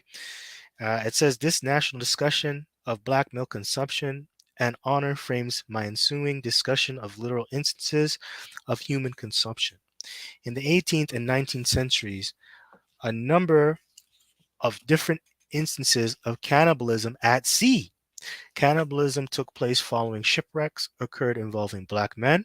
Although cannibalism at sea was common in the 18th and 19th centuries, reported cases focusing on the consumption of black males were not. So, yes, they're known for eating each other at sea, these Edomite sailors, right? They're known for doing that, but the consumption of black men, it wasn't well known. Like they hid that. They hid that information. Cases that involve black men, like the above mentioned Essex affair, and incidents associated with the Peggy and the French Tiger, still today evoke strong feelings of shame and dishonor among American whites and Europeans. These cases also illuminate how the choice made by whites to eat black men aboard ships coincided with ideologies of Negro inferiority and with the logic and practice of chattel bondage in the plantation South and other regions of the United States. By the 19th century, consumptive ideologies and practices on slave plantations had come to have a far reaching influence, affecting even the consumption of blacks at sea. With such cases, it was not just a matter of survival of the fittest at sea. Rather, in these examples of consumption of black men, we see the culture and ideology of slavery strongly influencing the choice of whites to murder and eat black men. So it's like a social thing. It's a culture, but that means it's a social thing. So, for example, if there are six white sailors and one Jake, and you got shipwrecked, you as the Jake, you're the first to go because that's just the social habit. That's just the social bonding of things because of slavery. And that goes deep because slavery has put an image in these people's minds where it's to the point where because because you were a slave, they think that you're a low person. So they think they can treat you any way they can. They can treat you how they can treat you how they want to treat you. Like they can just treat you like shit. You're just disposable, right? And that happens to this very day. That's why like when you go to the grocery store or if you go to the dentist, you go to the doctor, they feel like, especially these other nations too, they feel like they can just look down on you or treat you a certain way, and they do it because it's a social thing. It's like for social status. Like they're like rewarded because they can do that. And that all goes back to slavery in your history. And really the curse is you rebelling against the Lord first and foremost. So it's ingrained in these people's mind to treat you that way. All right. Now,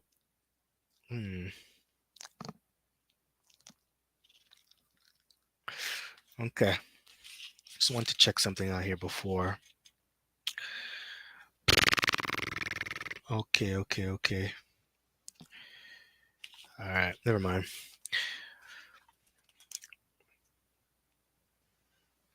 So it says here, I'm going to continue on page 64 now. On the whole, American citizens regard the consumption of black men at sea as dishonorable. I argue, however, that there existed in such acts an implicit code of honor that spanned from southern plantations to northern abolitionist communities to support my discussion of survival cannibalism, which there's no such thing as survival cannibalism. According to our law, you're not supposed to do that. That's against it. The Lord, I read the precepts earlier in 2 Kings 6:24. For you to partake in survivable cannibalism, that means you're cursed. And that's not a good thing because you're not supposed to eat human beings. That's a form of a curse. All right. So that's a no-go among our people. You're not supposed to do that. And if you are led to do that, the Lord ain't dealing with you. The Lord don't like you. All right. So to support my discussion of survival cannibalism, I also examined numerous other examples of the ritualistic quartering, seasoning, boiling, and cooking of blacks that bestowed honor and social stature upon white men. It's a social status thing, guys. It's for status. So for them to belittle you and to treat you like that, it's all about social status. It's to empower them. Like, especially you East Indians, man. You come over here, you're weak as fuck. Weak as fuck. And you're looking down on the so-called Negro. You know what I mean? Because of what he's been through. And that's a form of social consumption. You tribes are socially consumed on a daily basis, man. Like I said, when you go to the grocery store, when you go to get, when you go to the doctor to receive health care, or you go to the dentist, it's like these devils are mad at you that you have coverage, you know? And then when you do have coverage, they don't even want to work on you because of that stigma that's on you, you know? And a lot of brothers can attest to that, man. It's like these people, they're upset about us having healthcare too. You know, it's ingrained in every little thing. Ingrained in every little thing. You know, it's spiritual, man. It's mind-boggling. But that's just what you got to go through, man. That's just what you got to go through. All right, let's move on. So,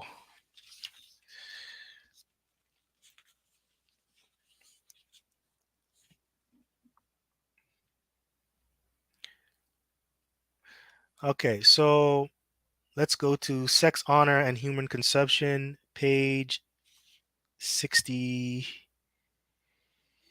Let's go to page 68. Okay, according to W. Ahrens, The Forgetting of Such Legacies and the Blanket Consigning of Human Cannibalism to Faraway Lands and Peoples has informed the mission of European global expansionism.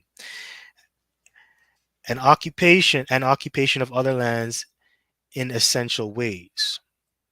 Much to our satisfaction, the discussion of cannibalism as a custom is normally restricted to faraway lands just prior to or during the pacification by the various agents of Western civilization. Explorer, conquistador, missionary, trader, and colonizer all play their roles in the civilizing mission. Correspondingly, if the time is lengthened sufficiently back to the pre-Christian era, we permit ourselves a glimpse of this sort of savagery among our own forebears. Ahrens finds it noteworthy that a Christian-influenced European groups encountered foreigners in other lands. They consistently mediated this contact with myths and assertion of cannibalism. Accusations of cannibalism have served as a handy tool in the arsenal of conquest. Furthermore, the creation of Africans and Native Americans as cannibals has allowed European Americans to refashion themselves as anything but cannibalistic, erasing in the process their European legacies of cannibalism and their newly developed appetites and hungers for flesh in the New World. So they change the narrative. So when, you know, like these missionaries, you know, these you know, to these pilgrims, you know, these missionaries that, like you Jesuits too, um, that came to the Americas, and you went to different parts of the world to infiltrate. You used cannibalism. You had those ideas of cannibalism, and those, you know, you use that as a tool to serve in your conquest. You know, to brainwash the people into making them think that they're beneath you. You know, um, it's crazy, right? So they're just showing you that they're trying to change the narrative and make it seem like you're the cannibal, but really I'm the cannibal, right? They're trying to make themselves look better than you when really they're the savage, they're the cannibal coming over. All right, so let me move on. This is going into page 70, and it says eating blacks at sea. So this is an official account. So it says here, the love that motivated whites to consume blacks aboard the ship Essex did not fall into the category of romantic love. Rather, it was a peculiar brand of fraternal love, admiration, and honorific social status that motivated white men at sea to choose blacks as their ideal objects of consumption. In narrative of the most extraordinary and distressing shipwreck of the whale ship Essex of Nantucket, 1821, the first published account of the harrowing events that took place aboard the whaling ship, Owen Chase makes a point of emphasizing the inherent horror of ship captains, the respectable familial origins of young men such as himself, and the honor and respect that Nantuckers accorded men who worked in the whaling industry. Regarding the ship captain, he writes, "Respect is due to the character and standing of a captain of a whale ship, which those of the merchant service affect so much to undervalue. If the post of danger be post of honor, and if merit emanates from the exemplary private character, uncommon intelligence, and professional gallantry, then it is due to a great majority of the shipwrecks of the Nantucket." Okay, so they're showing you that, just read that for you, but I want to get the account here. Um, it's a fraternal love, it's admiration, it's uh, it's an honorific social status for them to choose to eat blacks when there's a shipwreck, you know. So, anyways, it says here, verse 7. Page 72. In the early 20th century, this stigma of shame and degradation remained. When asked about the Nantucket affair, the daughter of Benjamin Lawrence, the boat steerer aboard the Nantucket, replied, "We do not mention this in Nantucket. The main reason for the silence concerning the Essex incident had to do in part with cannibalism, but more significantly with the fact that the first persons eaten from the Essex crew were African Americans. The captain's log reported that black man in one of the boats accompanying his died on January 25th and was eaten. On January 23, a black man in the captain's boat died, and his body was shared for food between the crews of both boats. On January 27, a black man died in the other boat. And on January 28, yet another black man died in the captain's boat, both of whom were eaten. Who likes dark meat? Yum, yum, yum.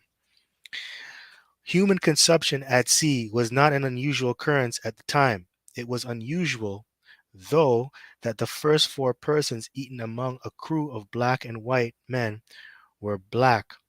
Also questionable were the purported natural deaths of the black men from starvation and thirst. According to Philbrick, it was also difficult for Nantuckers to explain why the first 4 men to be eaten had been African American. More to the point, it was difficult for Nantucketers to explain how the black men had died or the racial logic informing their murder and consumption. It did not help that Nantucket had a national reputation as a Quaker town and a hub of abolitionist activity, thought of as a people who protected and provided sanctuary for blacks. Nantucketers had a hard time accepting that members of their own community might have considered blacks expendable and even more consumable. And it doesn't matter, man. You stupid guys, man, that are a part of Black Lives Matters and all these groups, and you accept white people coming along and cheering with you, fighting for black rights. Those same people in the time of trouble, they'll eat you and they'll turn against you, man. And a lot of these people, man, that you encounter, I'm not racist. I have black friends. I have a black son. I'm not racist. Those are the same people that will turn against you and eat you. You know? So these devils are all the same, man. These devils are all the same. And that goes back to that perpetual hatred.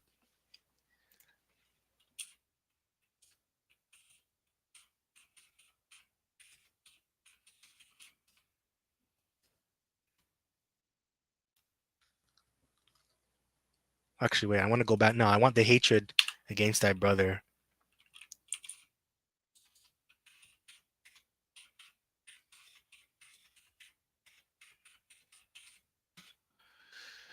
Okay, so here we go. This is the perpetual hatred. And that goes back to the hatred, man. Genesis chapter 27, verse 41. And Esau hated Jacob because of the blessing wherewith his father blessed him. And Esau said in his heart, "The days of mourning for my father are at hand. then will I slay my brother. So when my father's dead and gone, then I'm going to kill my father's son and I'm going to slay my brother. That same mindset is embedded in these devils today, man. And it doesn't matter if they say that they're kosher, if they're from a Quaker town, they like, they're pro, they're abolitionist. They're still against you, man. They still believe they're above you. And that's what I just read here. You know, that's what I just read here. So it says, page 73, late 20th century scholars have for the most part evaded these dynamics of shame and dishonor that informed the black men's consumption by the Essex crew, rather than face disparities between abolitionism and human consumption. Scholars have resorted to theories of luck and natural selection, and invented pseudoscience hypotheses that implicitly preserve Nantucket's code of honor and silence. So, they justified eating you, and they justified saying that, they made all these, um, they came up with all these like ways with all, they came up with all these excuses to basically to lie about the shame that they experienced, to lie about how dishonorable it really was to consume those four black men. And they also came up with pseudoscience, which pseudoscience is just false science. They come up with terms, oh, survival of the fittest, manifest destinies. These are the same things that these devils say when you jakes have been put into slavery, and when you came out of slavery, and when you complain. You go to these devils and you say, look, man, you treated me bad. You put me into slavery. I need to be compensated for that. They go, oh, that's let bygones be bygones. And, we're superior. And it's all manifest destiny. And then they come up with fucking false facts to justify that shit. And this is the case, man. This is the MO of these devils. And this is why we call you the devil, man. This is why we call you the devil. And this is all facts that's coming out. You devils do this shit. You're a liar. He was a liar from the beginning, right? Let's get that.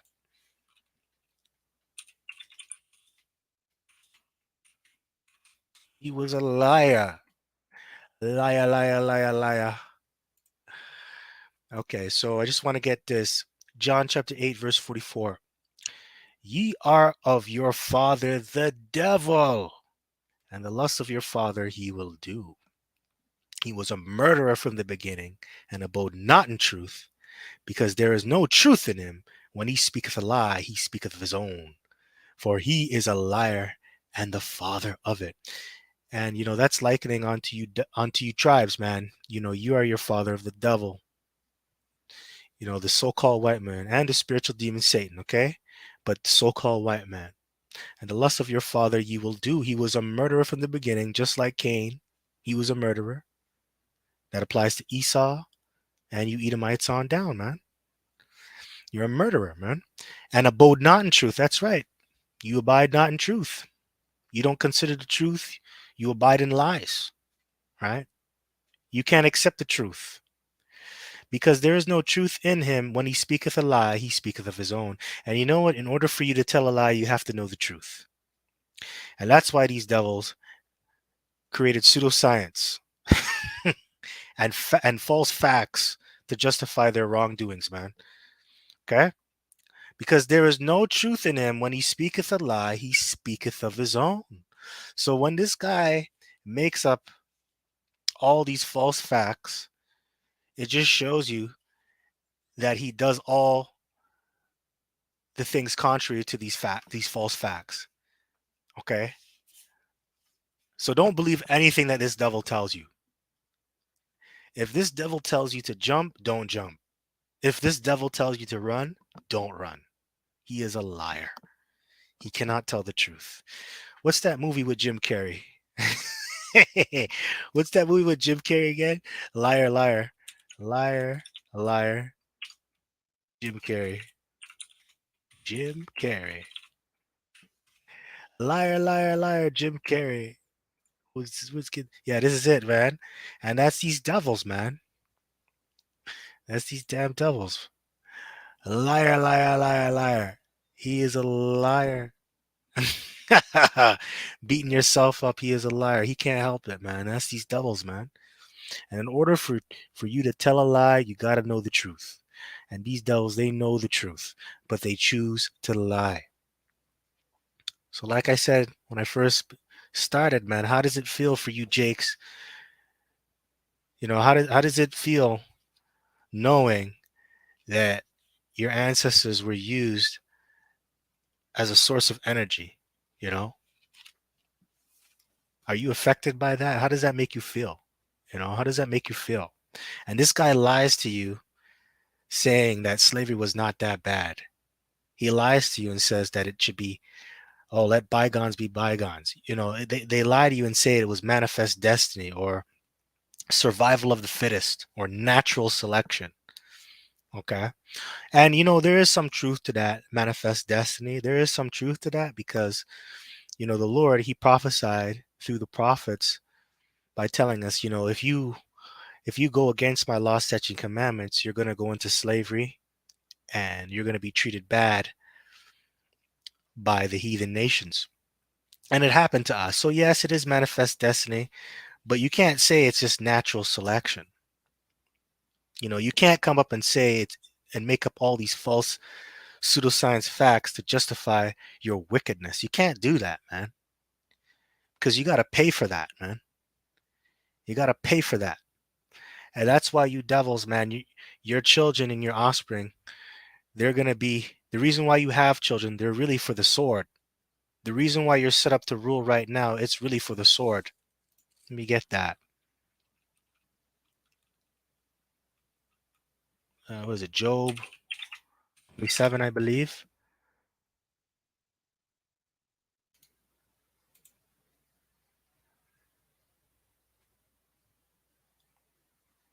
Yeah, there it is. Job chapter 27, verse 13. This is the portion of a wicked man with the Most High and the heritage of oppressors. That's right. You guys have a heritage of oppressors, man. You conquistadors, you slave masters, man.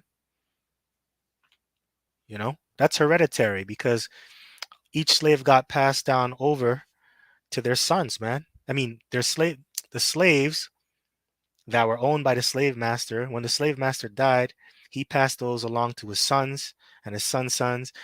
And then when slavery was abolished, all that wealth that they made from slavery was given on to their children. So yeah, that's what America was built upon. It was built upon a heritage of oppressors, man, which they shall receive of the Almighty. So this is what you're going to receive, you damn oppressors. Now this is manifest destiny. If his children be multiplied, that's right. So if you have lots of babies, that's right. The spider here. Damn spider, man. Come on, man. All right. So this is what your children are going to inherit. If his children be multiplied, it is for the sword, and his offspring shall not be satisfied with bread. Those that remain of him shall be buried in death, and his widow shall not weep, though he heap up silver and as dust, and prepare raiment as the clay, he may prepare it, but the just shall put it on, and the innocent shall divide the silver. Oh, that's heavy. And that's what's in store for you Edomites. And it's because of what you did to us. So your pseudoscience, the terms that you do use like natural selection, those are all lies, and that doesn't really apply to us, man. That really applies to you. You're going to be judged next. You're going to be the slaves next. There's nothing that you can do to hide your savagery, man. You're set up to be destroyed, and you're not going to get away with this. All right. So let's go back here. Page 73.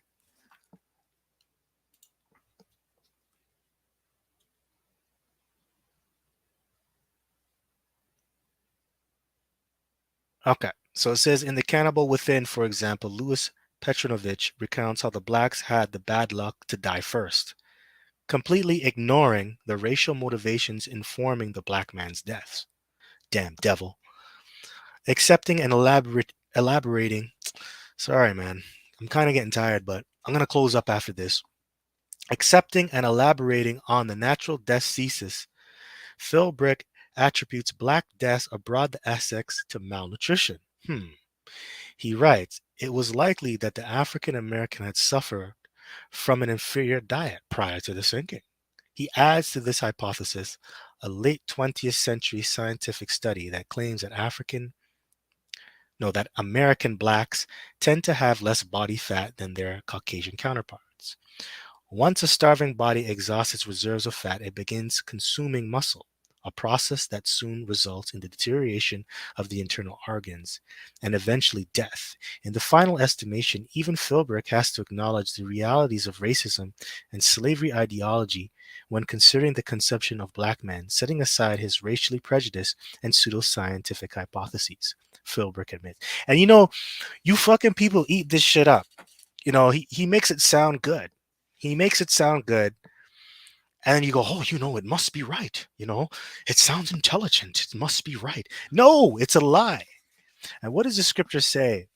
His words were as soft or smooth in oil and soft as butter. Right? Let me pull that up.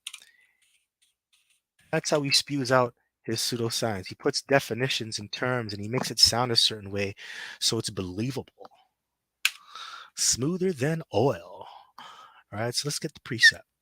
So this is Psalms 55, verse 21.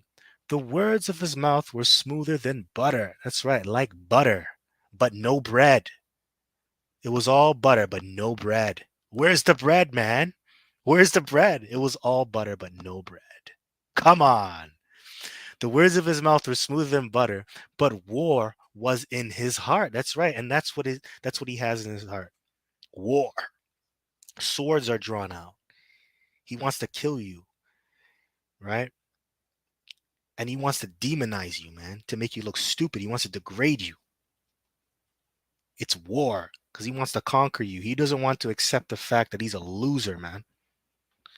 His words were softer than oil, yet were they drawn swords. Damn. So this is really, everything that he says here is really to attack your character and to make himself look good. Comes through his laws, his pseudoscience, you name it. This guy is a devil. Can't make this up, man. That was all pseudoscience to justify eating you tribes.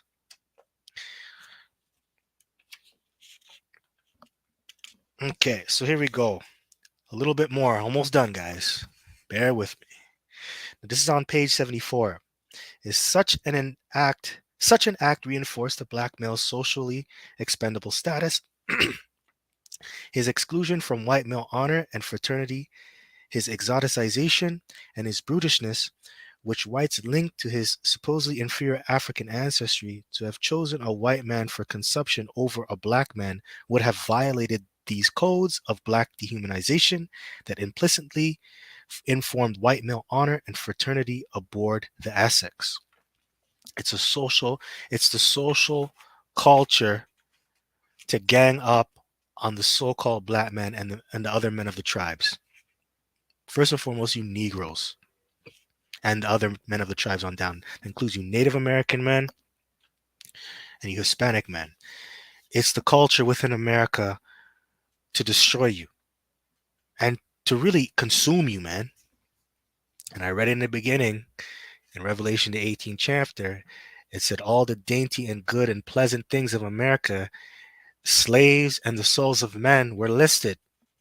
And that includes you tribes, man, because you were the slaves. Okay, you're set up to be consumed over here. And it's the culture and it's the norm to treat you like garbage. When are you tribes going to accept this, man? Come on, man. Come on. What's wrong with you guys, man? What's wrong with you guys? What's wrong with you Jakes, man? What's wrong with you guys? Fuck. So, this is page 75. When all their food was gone, they then ate leather, barnacles scraped from the ship's side, tobacco lamp oil, and candles. The starving crew faced that dreadful decision who to eat first among their crew. It appeared that the crew drew lots.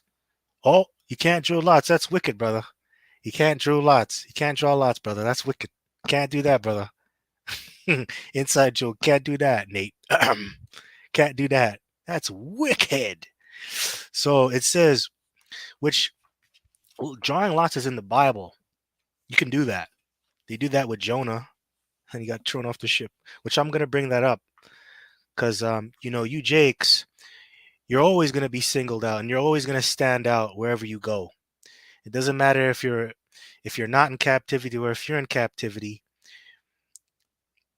You're always gonna stand out, and the nations are gonna always come after you as well, especially when you're not doing the right thing. Okay, so I'm gonna get the account of Jonah when he cast lots. Jonah the Jake. So it says here, the starving crew faced that dreadful decision who to eat first among the crew. Oh. It appeared that the crew drew lots, with the result that the Negro was chosen as the first person to be murdered and consumed. In actuality, the white crew had decided before they drew lots that they would kill and eat the enslaved man. According to Petronovich, the lot had been consulted only for the sake of form because the black was prescribed or proscribed the moment the sailors first formed their resolution. Okay, so they drew lots. So even the lots were rigged. Okay, they rigged the lots for this guy to get eaten. Pretty much, because they already came to the conclusion, yo, we're gonna eat this nigga. We're gonna eat this nigga, and he gonna taste good. Now let me get the account of Jonah. All right, because you tribes, man. It doesn't matter, man. If you're not doing the right thing, whether you're in captivity or you're not in captivity, you're gonna stand out, and the Lord's gonna judge you.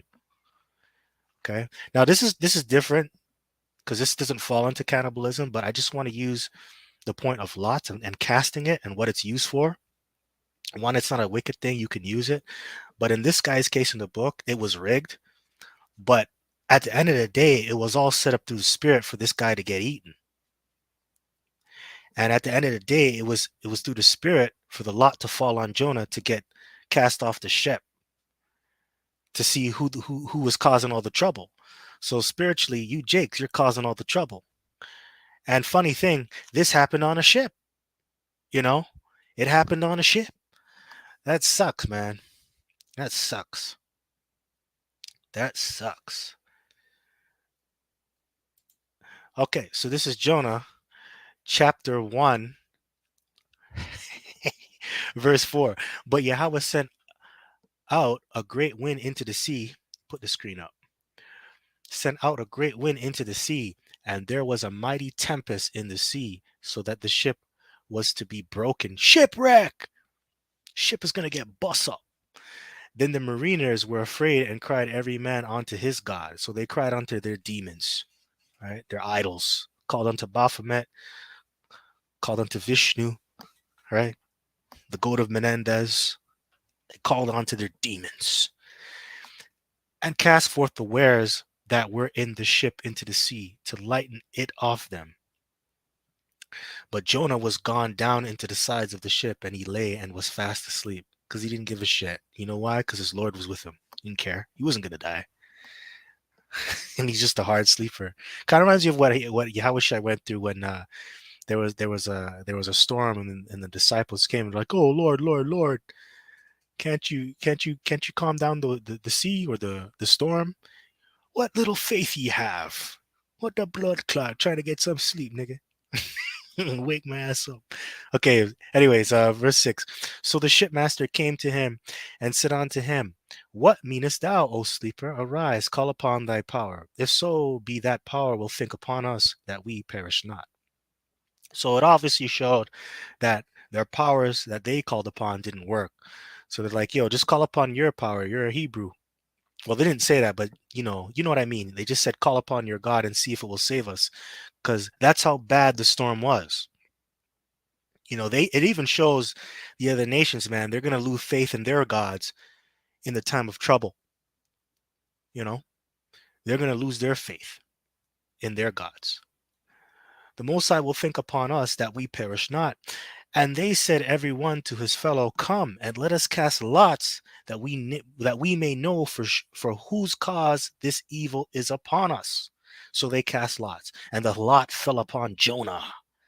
They said unto him, Tell us, we pray thee, for whose cause this evil is upon us. What is thine occupation? And whence comest thou? What is thy country? And of what people art thou? So they asked him, Who are you? Who are you? And these people, they knew who he was, man. Just going back here, they knew who he was. He was a Negro, and he was a son of Yasha Allah, and they knew that he was to be consumed. They knew it, okay, because that's the culture. And back then, that was the culture, to know where you're from and what people you're from, especially in the ancient world.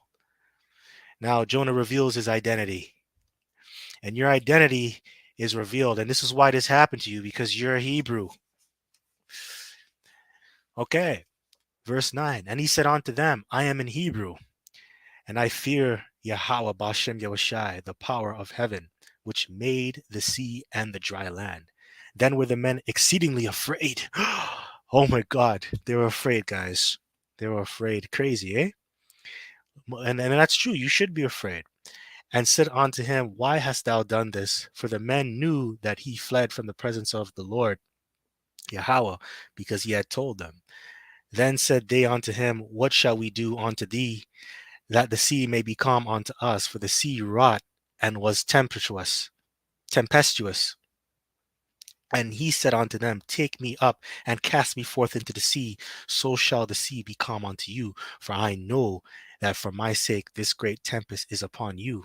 Nevertheless, the men rowed hard to bring it to the land, but they could not, for the sea wrought and was tempestuous against them. So they did everything in their power to not throw this guy out the ship, or not to throw Jonah out the ship. So it just shows they didn't really want to like hurt the guy. And going back to here, just comparing and contrasting, they did everything. They exhaust all their food. They ate all the perishables. They ate everything to the point where they had to like eat this guy. And the Lord made it that way. Okay? The Lord made it that way.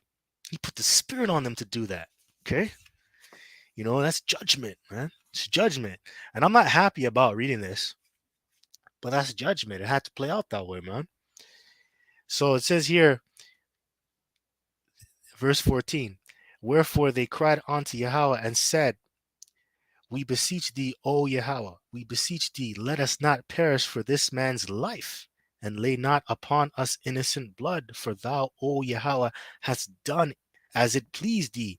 So they took up Jonah and cast him forth into the sea, and the sea ceased from her raging. So they had to do it. Then the men feared Yahweh exceedingly and offered a sacrifice unto Yahweh and made vows. Yeah, and they feared because they didn't want to kill the man of God, or the man of Yahweh, right? Or the Hebrew. They didn't want to kill him because it was really a sacrifice. And that's you tribes, man. You're a sacrifice, and that's the culture. Okay, that's the culture. That's the culture. So I just thought I'd bring that out. But I just have to tell you, even though you're not in captivity, because Jonah wasn't in captivity, but he still wasn't doing the right thing because he didn't want to go to Nineveh to prophesy. He tried to avoid that. So the Lord, he brought this calamity upon him, right? And he forced the other nations to actually throw him off the ship. They actually sacrificed him to the Lord, right? That was a form of a sacrifice, man, in a way, to get rid of the storm, right? And then they feared the Lord. Now, in this case, they didn't give a damn. They didn't give a damn about the Lord. They didn't care if he was a Hebrew. But I just brought this to prove a point, man. It doesn't matter. Like, if you're not in captivity and you're not doing the right thing, you're gonna get judged. Okay, you're gonna get judged. Now, if you are in captivity and you don't know, you're gonna get judged, right? So the best thing to do is really to serve Yahweh Bashem Yahushai, man. And it shows you they cast lots here, and the lots were rigged, and they cast lots in this example that I showed you in the scriptures, and it was rigged by Yahweh Bashem Yoshai. It doesn't matter. Judgment. And the scripture says all the ways of the Lord are judgment. Doesn't matter. The Lord is a G with a capital G. He doesn't play. So I'm going to continue on. It says the dishonor in page 75 in the book. In the book, it says the dishonorable and illogical act would have been to choose a white man over a slave.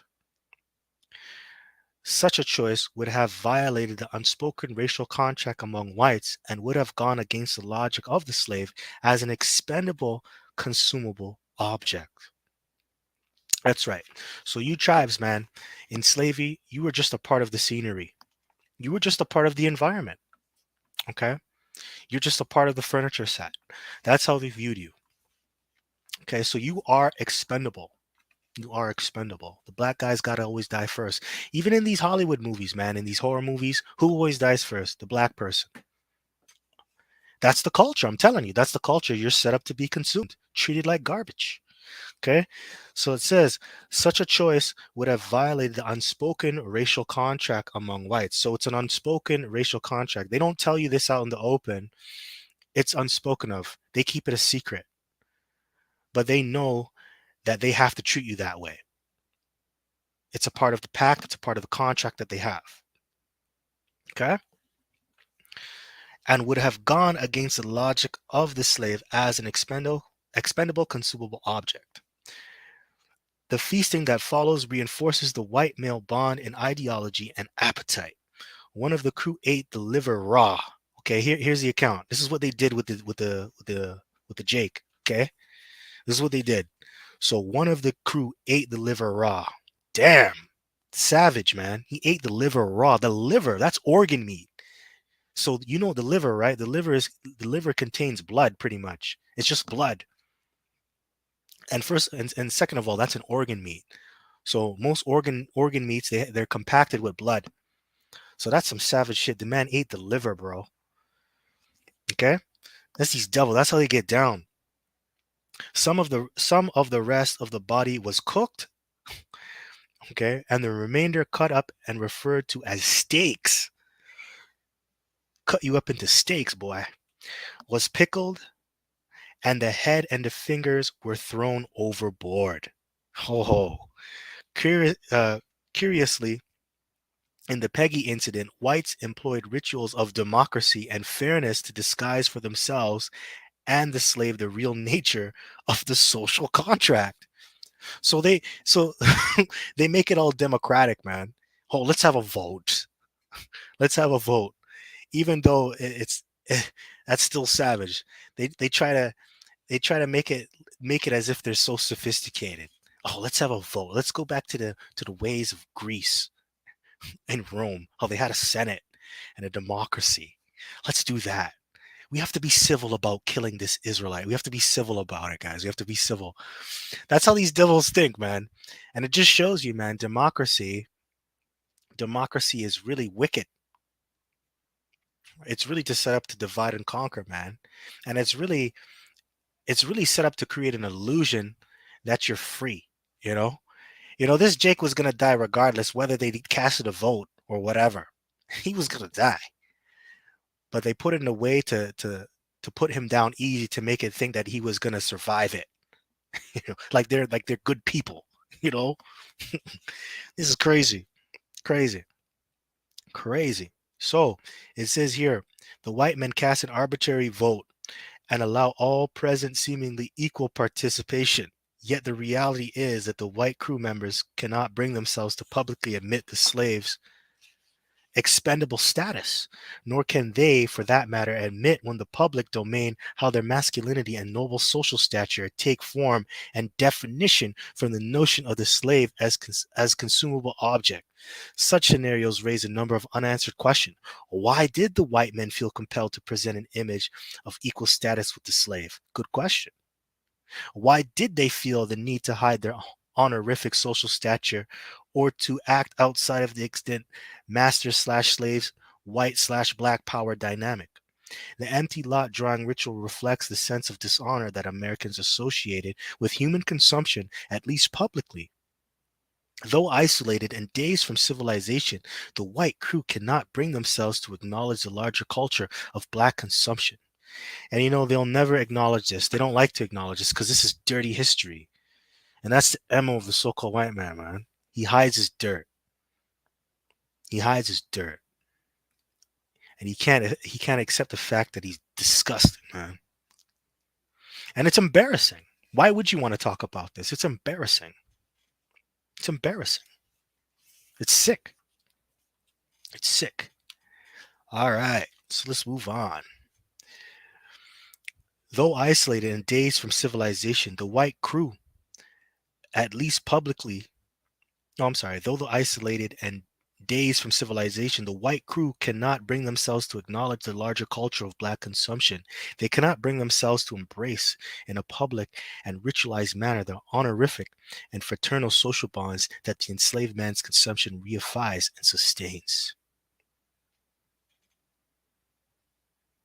So it says here, if these white men isolated and stranded at sea could not bring themselves to claim the important and reality of black consumption, one can only imagine the depths of repression and silence within broader 19th century American culture.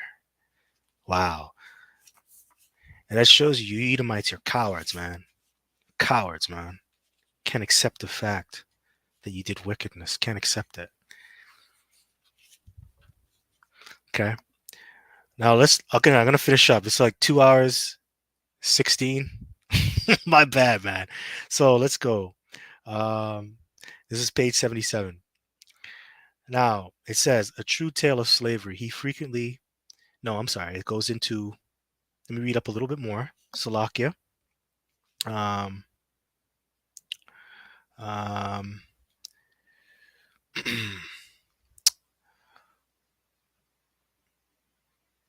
so it says the meaning and practice of seasoning. So this is where you get the concept of seasoning your food.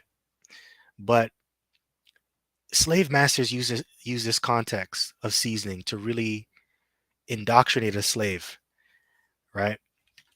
So here we go. The meaning and practice of seasoning. In the public domain, whites, as shown, either repressed the topic of human consumption or spoke of the consumed slave as a philosophical and moral issue. However, the slaves, having less to lose, described their enslavement as a form of appetite, an Epicurean hunger for black flesh. An Epicurean just means lavish and luxury, right? Flesh that whites cultivated in the context of physical abuse, sexualized abuses, and all manner of daily master/slave relations. In John S. Jacobs' slave narrative entitled A True Tale of Slavery, he frequently describes scenes he witnessed on the plantation in a language suggestive of consumption. He opened his narrative by describing the slave trader as a human fleshmonger. His own masters he described as hungry heirs to a general feast of blood. This feast included black men who were hunted down and beheaded, and slaves who were beaten so that their flesh was like a steak. One narrative contained in the massive collection, The American Slave, a composite autobiography, describes how male slaves were beaten and then hanged up in the smokehouse by their thumbs. Damn. And funny thing, because I was watching this this show by Vlad, Vlad TV. When you go on YouTube, he talked to Bill Duke, and Bill Duke, he said that I think it was his parents or his grandparents when I think it was his grandparents when they came out of slavery. He said that no, I think no, because he was from the South, right? I think he was from the South, and he was giving like a story about how Edomites used to barbecue Negroes. And he said that I believe some of his parents went through that, or his forefathers went through that, them witnessing that stuff. You Jakes used to get barbecued. So the cooking of human flesh, people know about it. And Bill Duke, by the way, he's still alive. He's up in his 80s. But he told that on Vlad TV. You can go find that. Bill Duke and look at the documentary. He goes into like a little bit of the history of what blacks went through, or you Negroes. You were being cooked alive. And they used to send postcards to each other showing you that. Like, it's brutal, man. Brutal. So it says here, um, one narrative contained in the massive collection, The American Slave, a Compass and Autobiography, describes how male slaves were beaten and then hanged up in the smokehouse by their thumbs. Such punishment rituals were a form of seasoning, and seasoning usually involved breaking the will of a man or woman who was to be gradually conditioned to the life of the slave through physical and psychological torture. Oh, so that's where you get the word. That's why they come up with the word seasoning, man. They're seasoning you to get used to slavery. And you can also go into Willie Lynch syndrome and the Willie Lynch letters that he sent to other slaves. That's a form of seasoning in itself, to condition you to be a slave, a homeborn slave. Let me get a precept. Is Israel servant? Is he a homeborn slave? Is Israel a servant? And that's a very good question. This is Jeremiah chapter 2, verse 14. Is Israel a servant? Is he a homeborn slave? Why is he spoiled? That's right. And they had to break your will to turn you into a homeborn slave. They had to break it. Being a slave master is tough because you gotta install fear into your slaves so they can listen to you, so they can obey your every will. And that comes through torture. But the question here that Jeremiah proposed is Israel a servant? Now let's answer that. No, because the name Israel means Yasha Allah. He is a prince of the power. Okay, he is a prince of the power. So no, you're not a servant. A prince can't be a servant. A prince is noble, and they're a son of a king. All right, and you are sons of a king, Israel. Okay, is he a homeborn slave? Hell no, we're not a homeborn slave. We're not slaves. We're born to rule, and we're going to rule real soon. Why is he spoiled? Good question. Why are you spoiled? Why are you booty? Why? Well, because you went against the law, statutes, and commandments. You broke the Lord's heart, and he's angry at you, and he's scornful. Yeah, right? So that's a good precept to bring out, man. Is Israel a servant? Is he a homeborn slave? Is he? Is he? Come on, man. Is he? That's crazy, man. That's crazy. That's crazy. That's to break your will. There's something else I was thinking of too. Is Israel a servant? Is he a homeborn slave? Why is he spoiled? Ah, man. All right. So what else do I have? Um,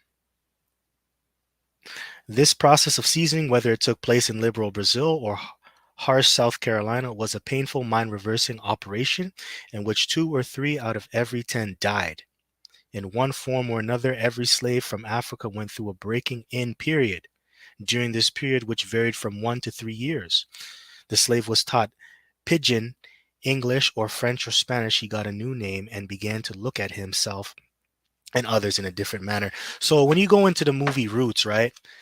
You know how Kunta Kinte didn't want to accept his name to be Toby? He didn't want to accept that name. That took a period of time to break him. And it was to the point where after a couple, I think it was after a year or two, he broke his spirit when he whipped him on the tree. So that's a good example to show you of what seasoning looks like. So I'll read it again. This process of seasoning, whether it took place in liberal Brazil or harsh South Carolina, was a painful mind reversing operation in which 2 or 3 out of every 10 died. That's right. So it was mind reversing. So that's why you lost your name. That's why you lost your identity. But now you're coming back to your identity. Now you know who you are because you have the men of the Lord out here um, teaching you, giving you the name. And you're not supposed to be a slave. If you go into Baruch, this was just all temporary. Everything that you're going through is really temporary. It's only going to last a moment. So let's go to Baruch. Baruch 4. Okay, so it says here, This is Baruch chapter 4, verse 3. Give not thine honor to another, nor the things that are profitable unto thee to a strange nation. That strange nation represents you Edomites too. You don't give your honor unto them. You know, you give your honor to Yahweh Hashem Shai. Okay, they didn't make you, they didn't create you. They're not your maker. O Yash'alar, happy are we, for things that are pleasing to the Most High are made known unto us. Be of good cheer, my people, the memorial of Yash'Allah. You were sold to the nations not for your destruction, but because you moved the Most High to wrath, you were delivered unto the enemies. For you provoked him that made you by sacrificing unto devils and not unto the Most High. Ye have forgotten the everlasting power that brought you up, and ye have grieved Yash'Allah, no, Jerusalem, Jerusalem that nourished you. For when she saw the wrath of the Most High coming upon you, she said, Hearken, O ye that dwell upon Zion. The Most High have brought upon me great mourning, for I saw the captivity of my sons and daughters, which the everlasting brought upon them. With joy did I nourish them, but sent them away with weeping and mourning. Okay, so this is all temporal. The reason why you're in this situation is because you provoked the Lord to anger by worshiping the gods of the other nations. And really, you being sold to the other nations, it's not for your destruction. It was really a form of punishment. It's really to get you back to go. It's really to get you to go back and to serve your Lord. All right. Let me see if I can find something.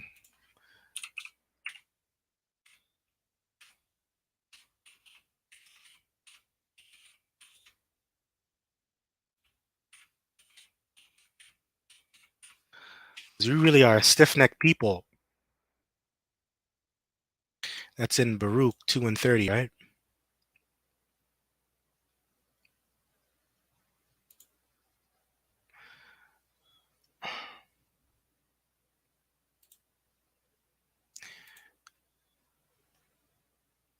Okay, why did the Bible just change? That's weird. Okay, anyway, I'll just have to use this. Baruch chapter 2 and 29 here. Let's pull that up. Okay. Ooh, I want the whole thing. I don't want it like that. See if I can get the whole thing. No, I want Baruch. Why is it not doing that? Hold on.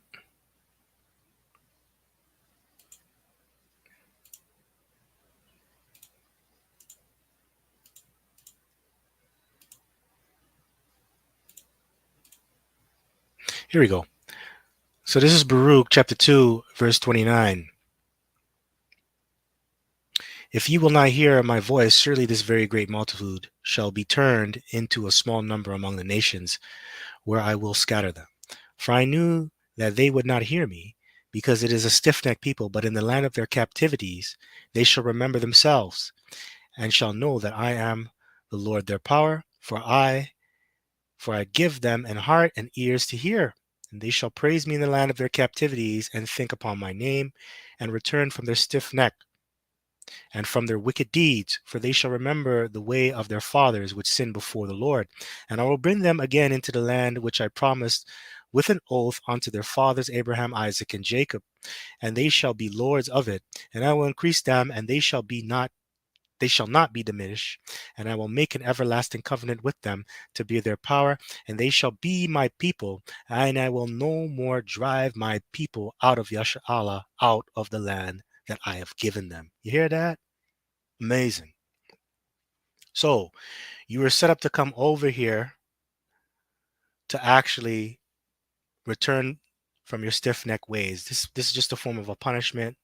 You were brought over here to give a confession unto the Lord. So this situation that you're in is temporary. It's really to get you to come back to the Lord. And once you come back by hearing the words that are uttered by the prophets, the words of the Lord that are uttered by the prophets, which are on the highways and byways, you're going to start to reflect on who the Lord is, his name, your heritage, and who you are as a people.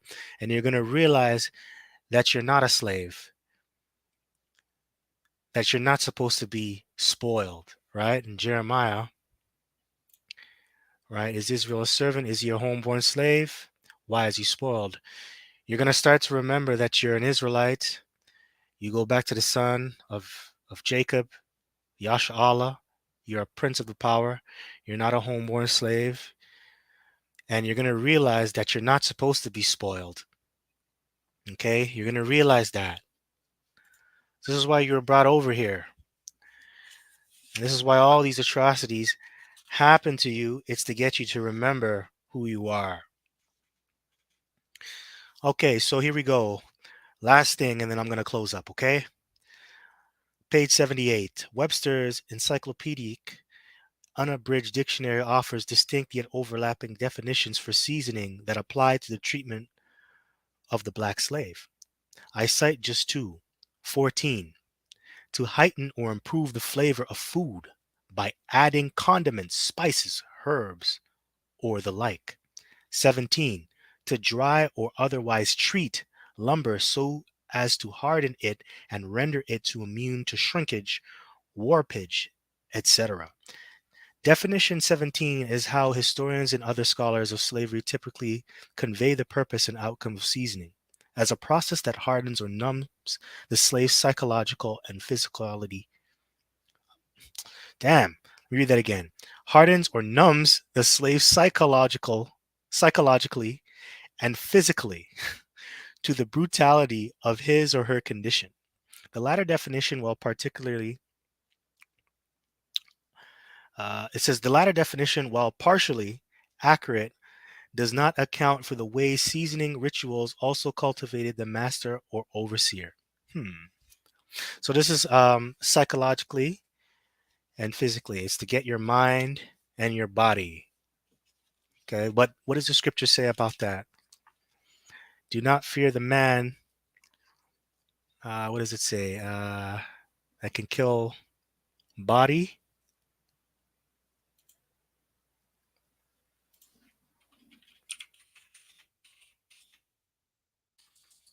Uh,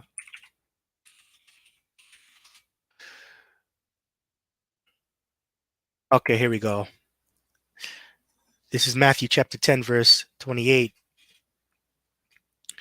And fear not them which kill the body, but are not able to kill the soul, but rather fear him which is able to destroy both soul and body in hell. So this is the reason why I'm reading this is because it's really a miracle that we're able to come out of the situation of bondage. It's a miracle we're going to be delivered out of this and how we actually got out of it. And the reason why I'm bringing this out is to show you who's in control. Because this devil, man, he did all types of manner of wickedness onto us. He killed us. He psychologically tortured us, physically abused us.